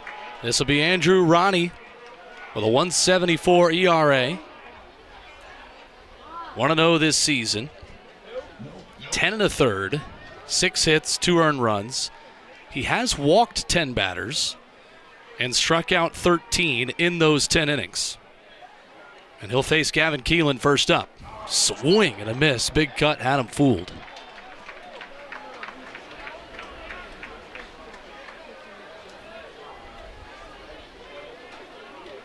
Rowney, the closer for ETSU, with 2 saves as well this year. And they want him to take this the rest of the way, the Bucks, with 1 out in the top half of the 7th. ETSU doing what they think is necessary to beat the #1 team in the nation. 1-1 to Keelan will miss. And the walks, the concern for ETSU against a very patient Tennessee lineup in a patient part of the order. That one roped foul with steam behind it off the bat of Gavin Keelan. Yeah, that ball was a missile. Keelan homered back in the 5th to cut the lead to 1. Abernathy standing at first as Keelan watches this one miss upstairs. Full count. Now we'll see if the runner Abernathy perhaps gambles and gets a head start over at first at 3-2.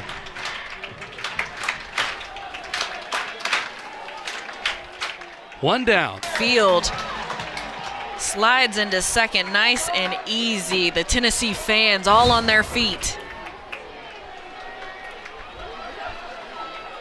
4 all for Andrew Fisher, who watches a ball.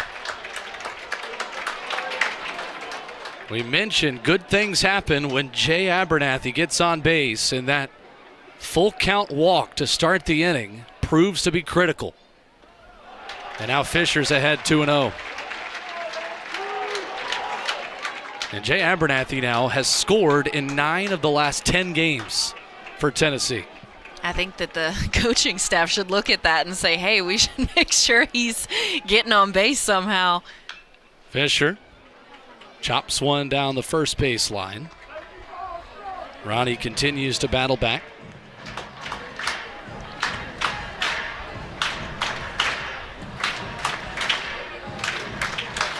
Chance for Tennessee to hang a crooked number here in the 7th.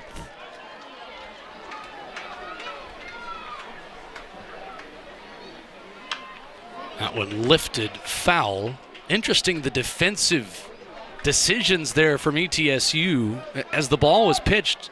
See the three infielders on that right-hand side. They almost started jogging in together right as soon as that ball was released by Ronnie. 2-2.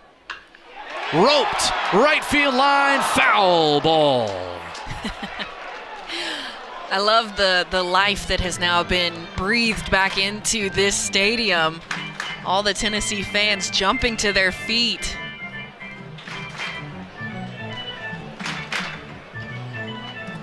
It certainly does not feel like a Tuesday midweek game. This now feels like a weekend game against a conference team. Pressure pitch, Andrew Ronnie with some paint. His first strikeout. And the Tennessee fans do not like that call, and honestly, I'm not a big fan of it either. I do think that maybe was a little too far inside, and there was a lot of movement from the catcher. I'm with you. Levi Clark next. High and tight. Clark, a .431 batter who walked to the first, flew out in the third, and struck out swinging in the fifth. Big spot here. Little cue shot foul. You know, we've talked a lot this year, and it's easy to make the comparisons between the 2024 Vols and the 2025 Vols. And it is very early, but it's the game-defining moments like this one that really allows you to learn what a team's made of. Definitely, just that grittiness. Does your team have what it takes to come back in these tough innings? Certainly had it on Sunday in the comeback win over Florida. When they have a spark, oftentimes a flame is not far behind it, this Tennessee offense. The 2-1. That one bounces up there. Good block by Yakubinis behind the dish. Clark in a great spot, up 3-1. And Reese Chapman, who's hit 2 grand slams this season, waiting on deck. The 3-1. In there for a strike, as Clark was a couple of steps to the first base bag and will now call time to regroup.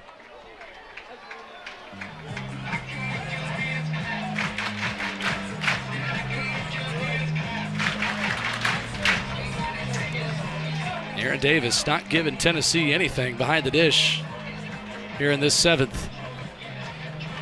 There has not been a bias or a benefit of the doubt for the number one team in the land. Definitely not, and I really like that decision by Clark to just take a moment after getting that call, not going the way you want it to, just to regroup and then come back.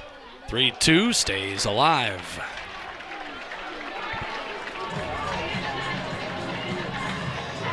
Clark, who walked in the first, the only time he's been on base today. 1 for his last 8, going back to the start of the weekend against Florida. Is the Yakubinis. He's punched out looking, and there's one away. That'll bring up Grant Gallagher up next. This, I think, could already, Kalen, be described with how good this freshman class is as deep a team as Tony Vitello's ever had. Right. Very rarely do you see a team that has so many good freshmen who are playing like they've got all this experience at this level of baseball. And I think that the coaching staff, I think that the Tennessee fans can all be really excited about what these underclassmen are going to be able to do in the future. And even later on in the postseason. I mean, if they're this good now with the amount of experience that they have, imagine once they get through SEC play.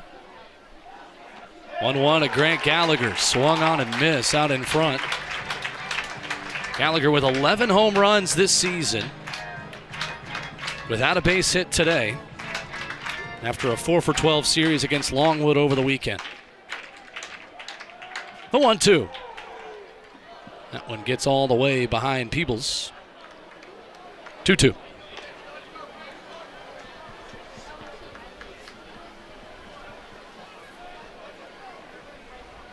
Been really impressed with Braden Krenzel and his stuff on the mound tonight.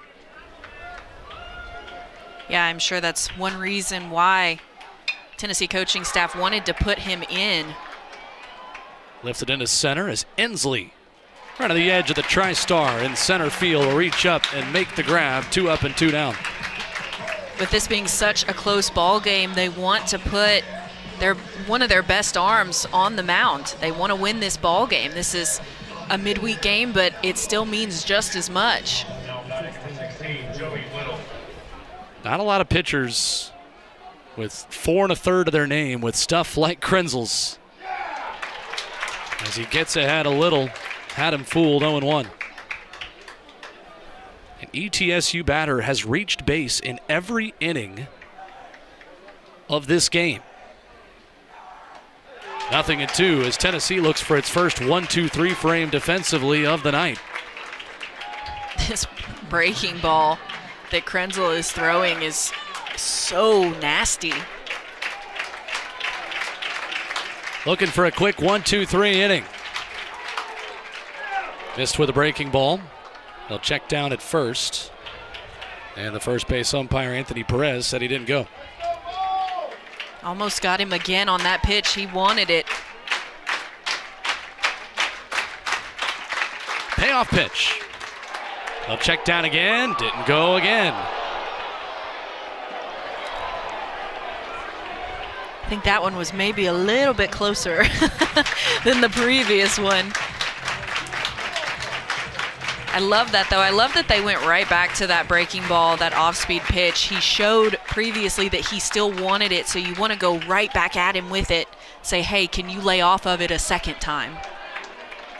See what they go back to here at 3-2.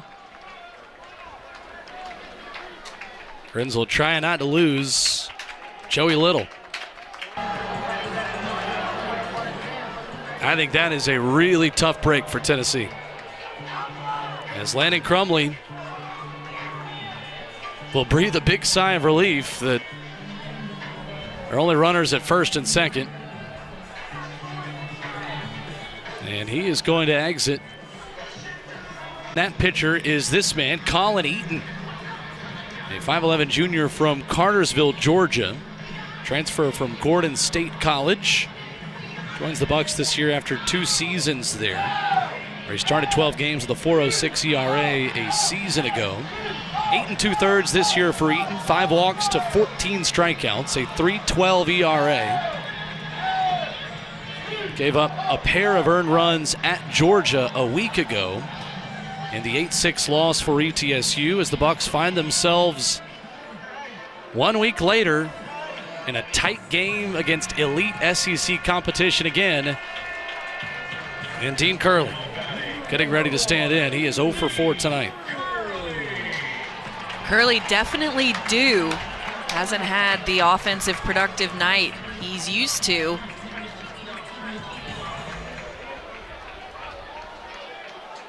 Righty on righty, with Marin at second and Abernathy at first. And the first pitch, a breaking ball that misses upstairs. Tennessee, the unanimous #1 for the 19th week. All of those weeks since 2022 for this program. Looking to keep it that way as the 1-0 misses outside. 2 balls, no strikes. I love the effort that we're seeing from Jacobinez. He is doing such a great job behind the plate, keeping balls in front, keeping runners from advancing.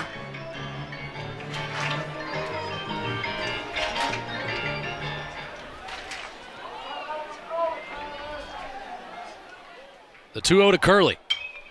That one's lifted foul. It'll escape the ballpark.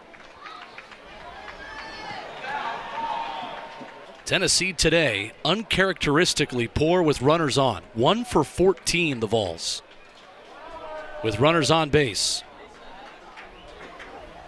The 2-1, fouled straight back. Tennessee as well, 1 for 7 with runners in scoring position this afternoon. Sometimes that's going to happen. You're going to have nights where offense is just not working for you, and as a team, you have to collectively come together and figure out a way to score. 2-2. Just missed. And the ETSU dugout wanted that one badly. Full count, one away to the Tennessee leadoff hitter. Breaking ball that's fouled straight up and back. We'll do it again. But again, like you said, Kalen, at the beginning of the ball game, Dean Curley, this is what he does. He sees a lot of pitches. And normally pretty consistent about getting on base, which is why he's in that leadoff spot. Nowhere to put Gavin Keelan, who already has a home run tonight. A chance to break this one wide open for the top-ranked Volunteers. And the numbers are definitely in favor for Keelan in this spot. Batting .500 with bases loaded.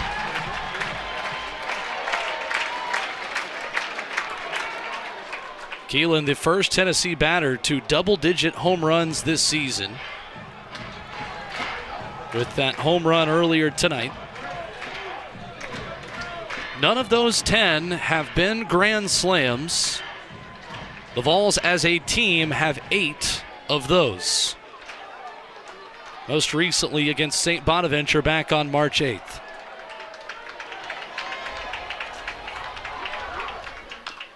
Big cut by Keelan. He was looking for one.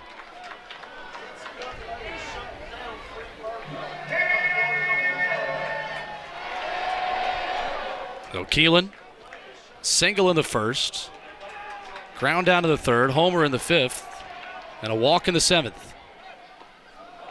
That one misses outside. A walk would certainly get the job done for Tennessee here as well. And, I mean, you can tell even just by that take that Keelan wants to hit. He is looking for a pitch here. Not that one, though, as the 1-1 catches a corner. Keelan didn't like it. Neither did the crowd in orange.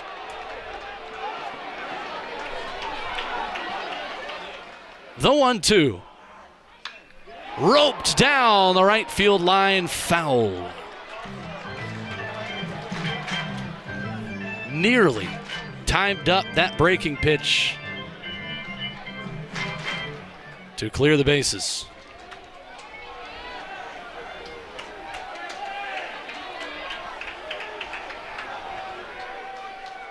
The 1-2. Misses.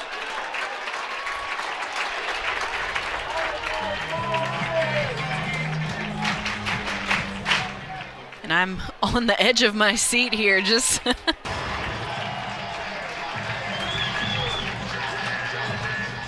So here's Mr. Clutch again. Hunter Ensley with an RBI double in the seventh. First pitch swinging, fouls this one back, quickly behind 0-1.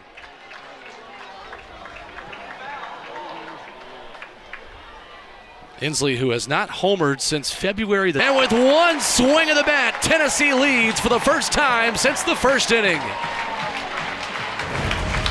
have a day, Hunter Ensley. I thought this ball was gone, and I think a lot of the fans did too. Absolutely catch, but not before a 2 RBI 1-0 before they head to Tuscaloosa. It'll be the Tennessee closer, Ryan Combs, getting an opportunity, 2.84 ERA, looking to pick up save number 2 of the season. 6 1/3, 6 hits, 2 earned runs, 12 strikeouts to just 3 walks.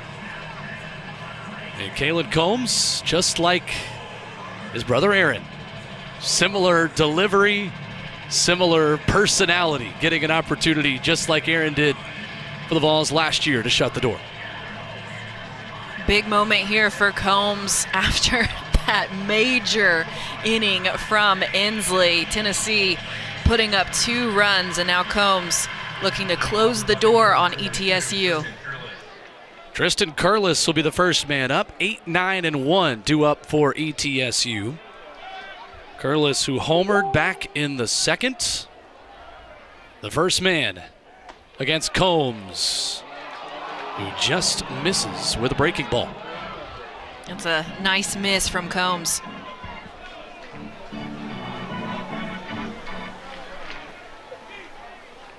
Continuing to throw to Cannon Peebles behind the dish. Tried to frame that one as well. Didn't find the zone either. You can tell the frustration from Peebles with how long he's paused after both of those pitches. See home plate umpire Aaron Davis chatting a bit with Tony Vitello after that last pitch.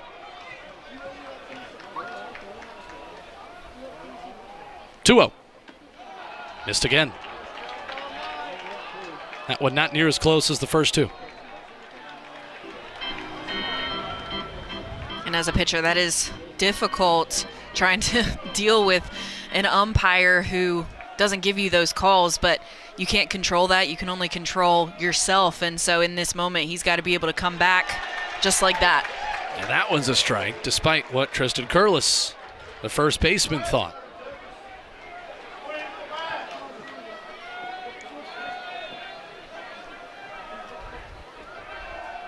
Three-one. Big cut and a miss. Combs battling back well.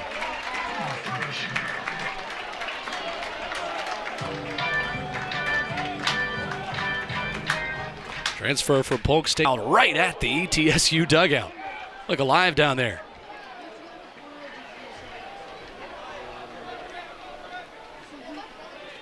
That'll scatter you off that fence.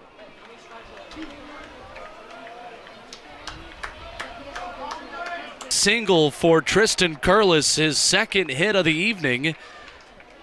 And the tying run comes to the plate for ETSU. Great piece of hitting here. Great job by Curlis to keep ETSU alive. That ball was on the outside corner, and he hits it in that 5-6 hole with Curley shading more towards second base. And a pinch hitter here for ETSU. This is Axel Melendez, the lefty. 327 hitter, 3 home runs, 14 RBIs. Breaking ball misses as Combs looks for control. And Dean Curley's going to have a word with him.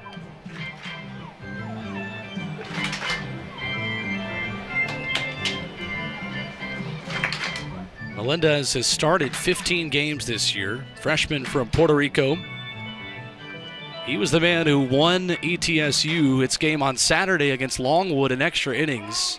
Game-winning 11th inning RBI.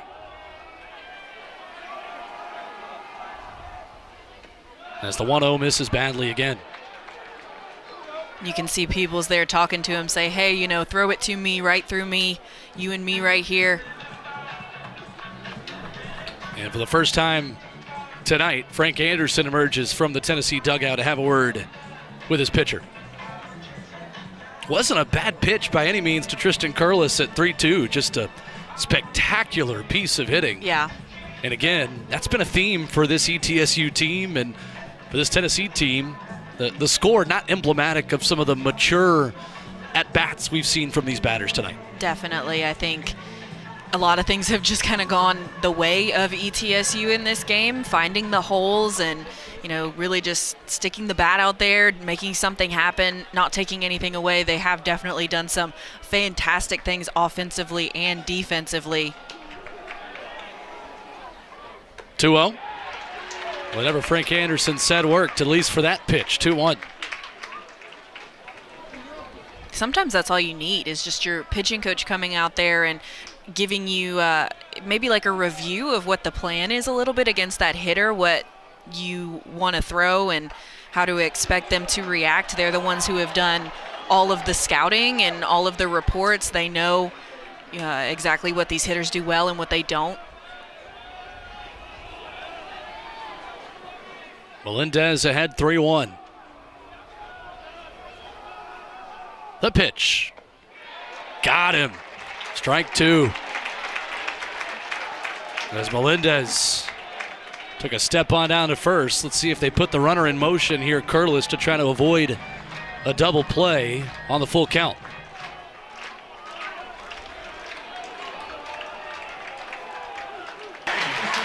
Combs battles back. The 8th strikeout of the night for Tennessee pitching. None bigger than this one. Phenomenal pitch by Combs. Huge out, number 1 in the 9th. So now the leadoff man, Jamie Palmise. And one of those moments that makes you love and hate this sport, depending on which side of it you're on. One swing could end it or tie it as Combs continues to battle.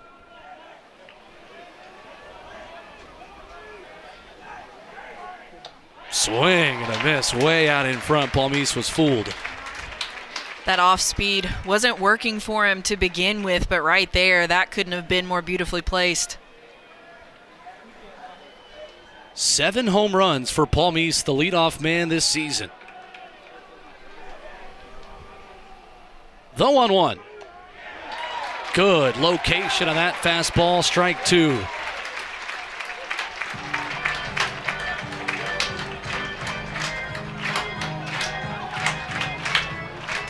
So Combs. Palmise waits on this ball, absolutely annihilates it off the score. It's Florida just a third of an inning, allowing 2 runs on 4 hits in the Friday night win, commonly following Liam Doyle. Tonight, though, a different task for the righty, who played high school baseball at Jefferson County High School in Jefferson City. That is not far from either of these institutions. Facing Blake Jacklin, the right fielder, the second place hitter in the order. Tony Vitello putting in one of his best arms here to try to keep this one right where it is. I think it's the right call. ETSU is definitely not messing around. They want to take this game from number 1. And really all this Tennessee team needs to do is get 2 outs and get back in the dugout, hopefully for them produce.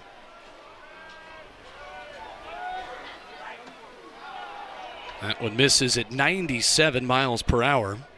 A different level of velocity from Franklin than anyone else who has touched that mound tonight. 1-1. Good pitch. Finds the edge at 91. A lot of movement on that one at 1-2. 17 strikeouts, just 1 walk already in 11 innings so far for Franklin. 1-2 misses at 99. Yeah, that's speed that these ETSU hitters aren't used to hitting.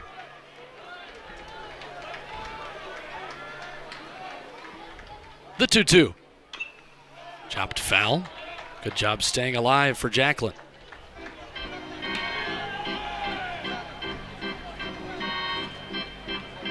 Just 1 hit in the Longwood series over the weekend for Jacklin. Another JUCO transfer for the Bucks. 2-2. Got him. Strike 3. Franklin comes in and strikes out the second place batter swinging. 9th strikeout of the night for Tennessee pitching. And some heat. Gets the swing and miss there on that heater on the corner. Tennessee now with 2 outs. And Cody Miller, the shortstop. Big cut and miss. Had him fooled a bit there.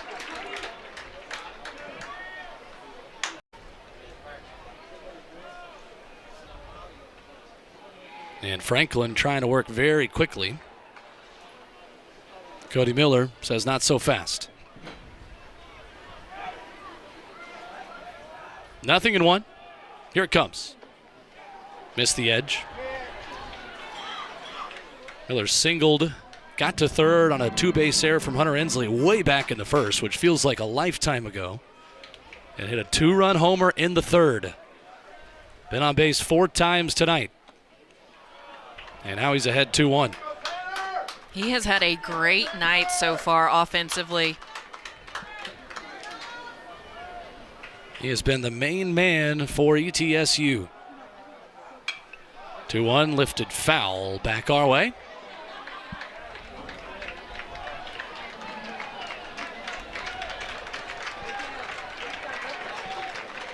Five, 6, and 7 due up in the Tennessee 9th.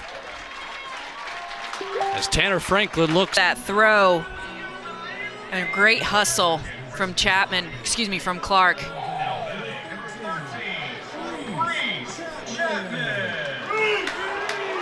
And that'll bring up Reese Chapman, who reached on an error in the first also from Torres that brought home a pair of runs. Couple of pop outs and a ground out, looking for his first hit of the night to keep the line moving. Runner doesn't go. Pitch in there for a strike. And Levi Clark this season, just one stolen base on one attempt. Peebles on deck. He's made solid contact tonight as well. Pitch is scalded down the first base line, foul. Chapman, 6 home runs this year, 24 RBIs.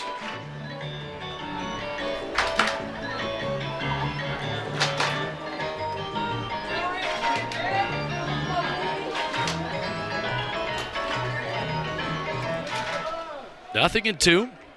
Clark over at first. The pitch. Breaking ball misses. Clark bluffed for a couple of steps like he was going to go and then came right back to the bag.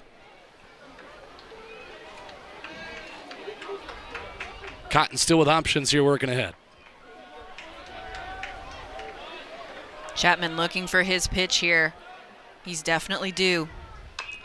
High pop-up. Plenty of room. Center fielder Palmy sprinting in, and he'll make the catch as Clark sprints back to the first base bag. Tricky one there for the base runner. And Levi Clark, who had to be sure that ball was going to find the mid of Jamie Palmise.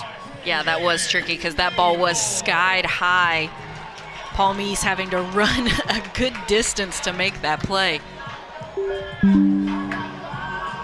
So Cannon Peebles is next. Doubled in the 4th, walked in the 8th.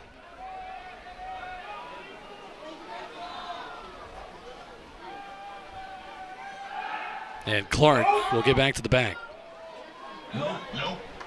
Certainly a moment where you do feel like if Jay Abernathy was still on the bench, he'd be out there running at first right now, but Abernathy has scored twice since coming in for Ariel Antigua. Big cut and a miss by Peebles. So not the wrong decision per se by Tony Vitello, but if you still had the chance to make it, you would make it now as well. Definitely, and Jay Abernathy, he's just such a good player, but it is hard wanting to use his speed in later innings. Have to make that tough decision. Do we put him in because of everything else that he's so good at? 0-1 chopped foul.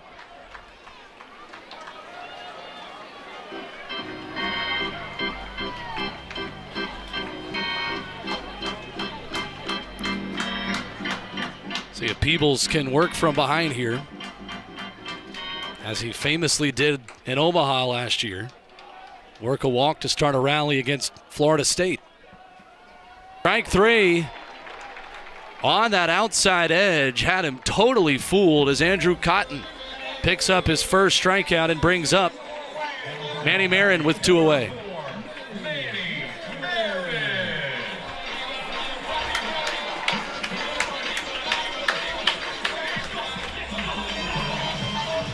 So big spot for the freshman, who reached on that awkward fielder's choice back in the last inning and came around to score.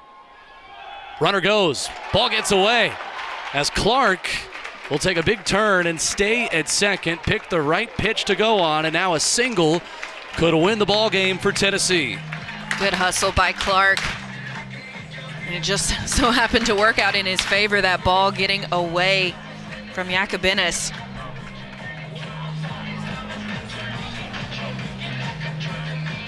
Marin this season, 444 with runners on and a 455 two-out average early into his freshman campaign.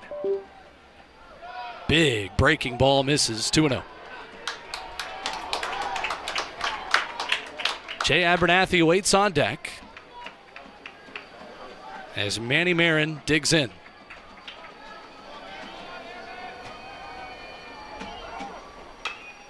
Lifted foul just out in front of that one. Got hold of it. Yeah, the Tennessee fans hoping that he can do that again, just in the other direction. Balls with only 6 base hits tonight, but boy, have they hit the ball hard. Quite a bit. They'll check on Clark back at second. He's in safely.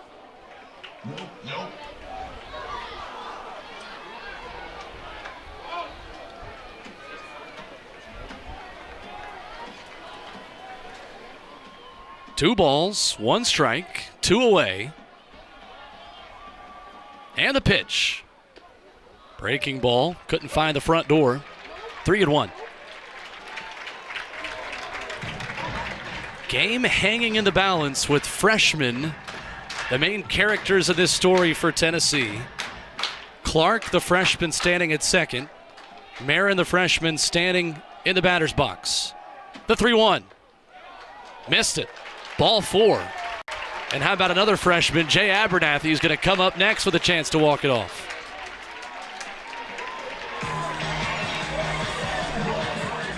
And this game has just really been something. I really can't predict what's going to happen next. It looks like there may be a pitching change.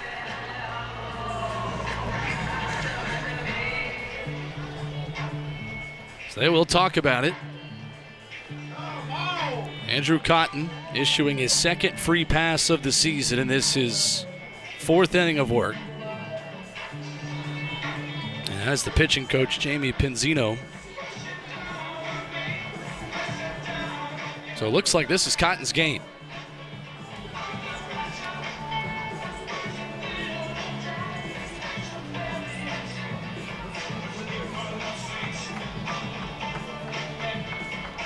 You see the shortstop Miller.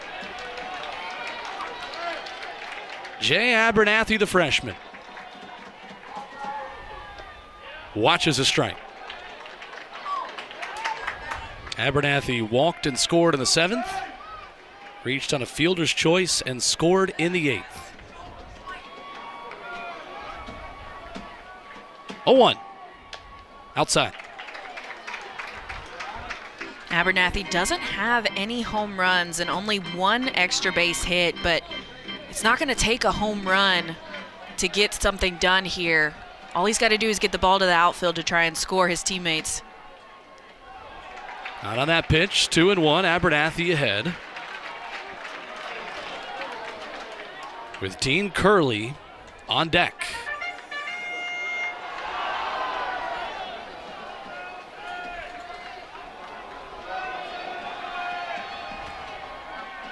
Two 2-1.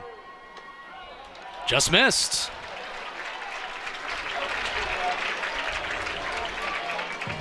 So what do you do now if you're Tennessee? 3-1.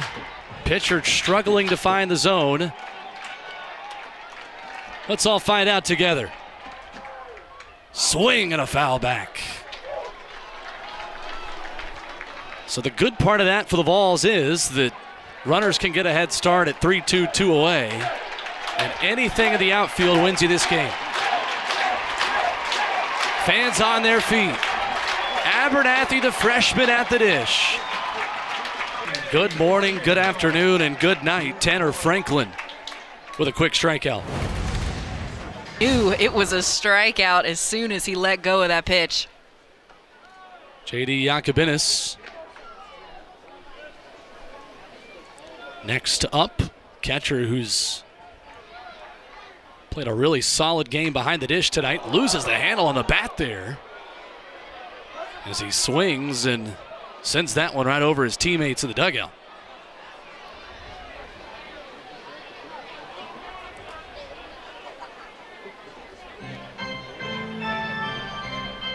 Thankfully, the net was there to keep any of the fans from getting hit with a bat. Fans that have stayed through to watch all this one as the 1-1 is fouled back. Still a great night as the sun is set, 61 degrees in Knoxville. 1-2 from Franklin. Swing and a miss, strike three. Boy, but Tanner Franklin has got his A stuff. Good luck hitters. He is just mowing them down with this heat, coming in at 97. That elevated fastball, they can't touch it. So 4 up and 4 down for Tanner Franklin after Ryan Combs allowed the game-tying 2-run home run in the ninth. Grant Gallagher, the man with 11 home runs this year, coming into the night. Second in the country in homers. Been held quiet by Tennessee pitching as he watches a strike. 1-1.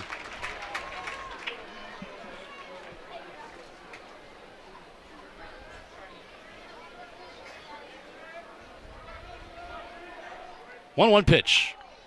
Lifted foul. And Tanner Franklin is 1 strike away from a stress-free 10th. He's done exactly what his team has needed him to do, come in and get outs. 1 ball, 2 strikes. Up and in at 97.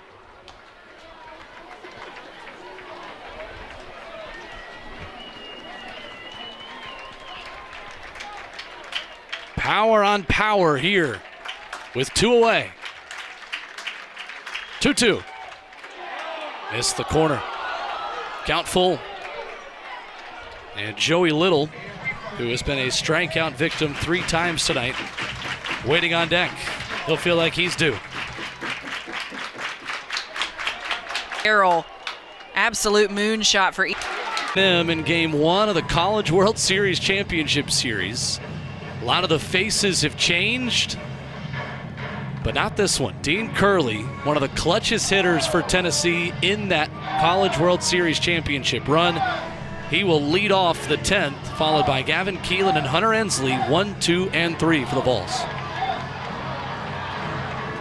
And even though Curley hasn't had the best night, I'm sure there is no one else that this Tennessee team would rather have starting this inning than Curley. Tennessee tonight has walked 7 times, including a free pass to Curley back in the 8th inning. The Vols just inches away from a game winner in the 9th, but Blake Jacklin's sliding catch kept this game going. Andrew Cotton out for his 2nd inning of work. Starts Curley off with the ball outside. .306 average, 6 home runs, 20 RBIs. Their outfielders are making incredible plays. It's just they want this game so badly. So it's up to Hunter Ensley against the shift. Singles through the right side to keep Tennessee alive. They had just moved Cooper Torres to the 3rd base side of the 2nd base bag right before the pitch, and if he hadn't moved, this game might be over. And that just shows the experience of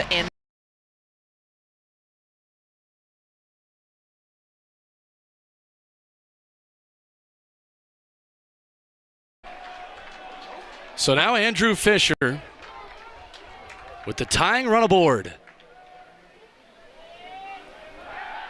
And they'll check on Ensley. Fisher was hit by a pitch and scored in the 1st, flew out in the 3rd on a terrific grab by Paul Meese again.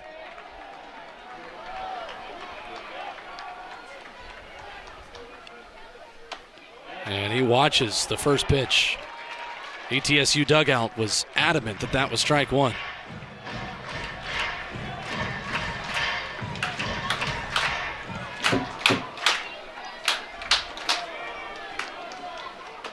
Second time Fisher is hit by a pitch, and so the winning run is on base, and Tennessee will have Chris Newstrom striding to the dish, a single keeps Tennessee alive. Newstrom, who did come in to pinch run in that last frame for Levi Clark.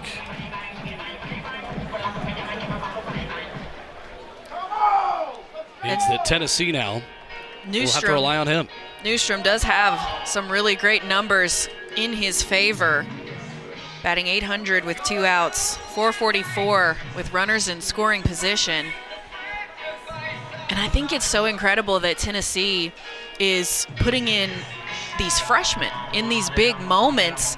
I mean, game on the line, and they put in Newstrom to do something.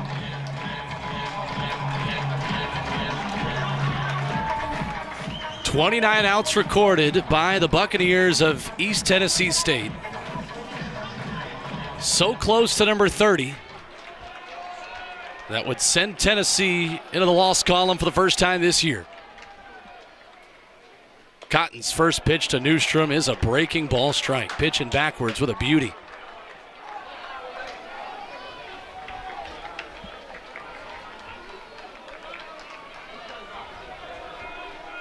Newstrom 9 RBIs, 1 home run this season. As the 0-1 misses away. .400 batting average. Newstrom this season, 6 for 15. 5 runs scored, 6 walks, 5 strikeouts. The 1-1 misses away.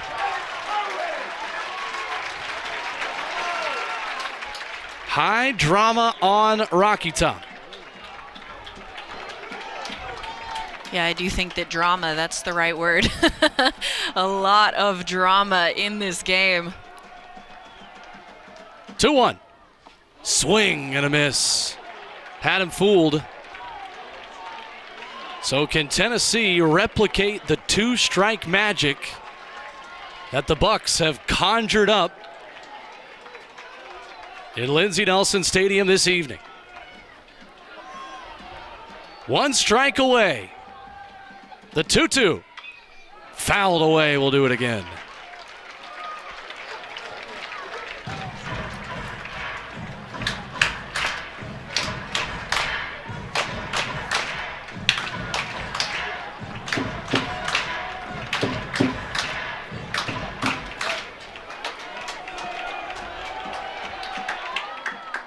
Two.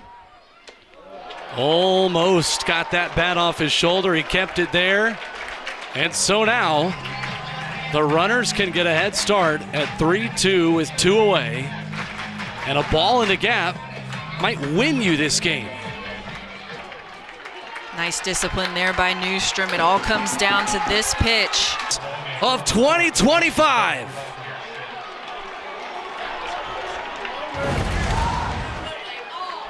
And this pitch has got the Tennessee fans pretty upset. And gosh, I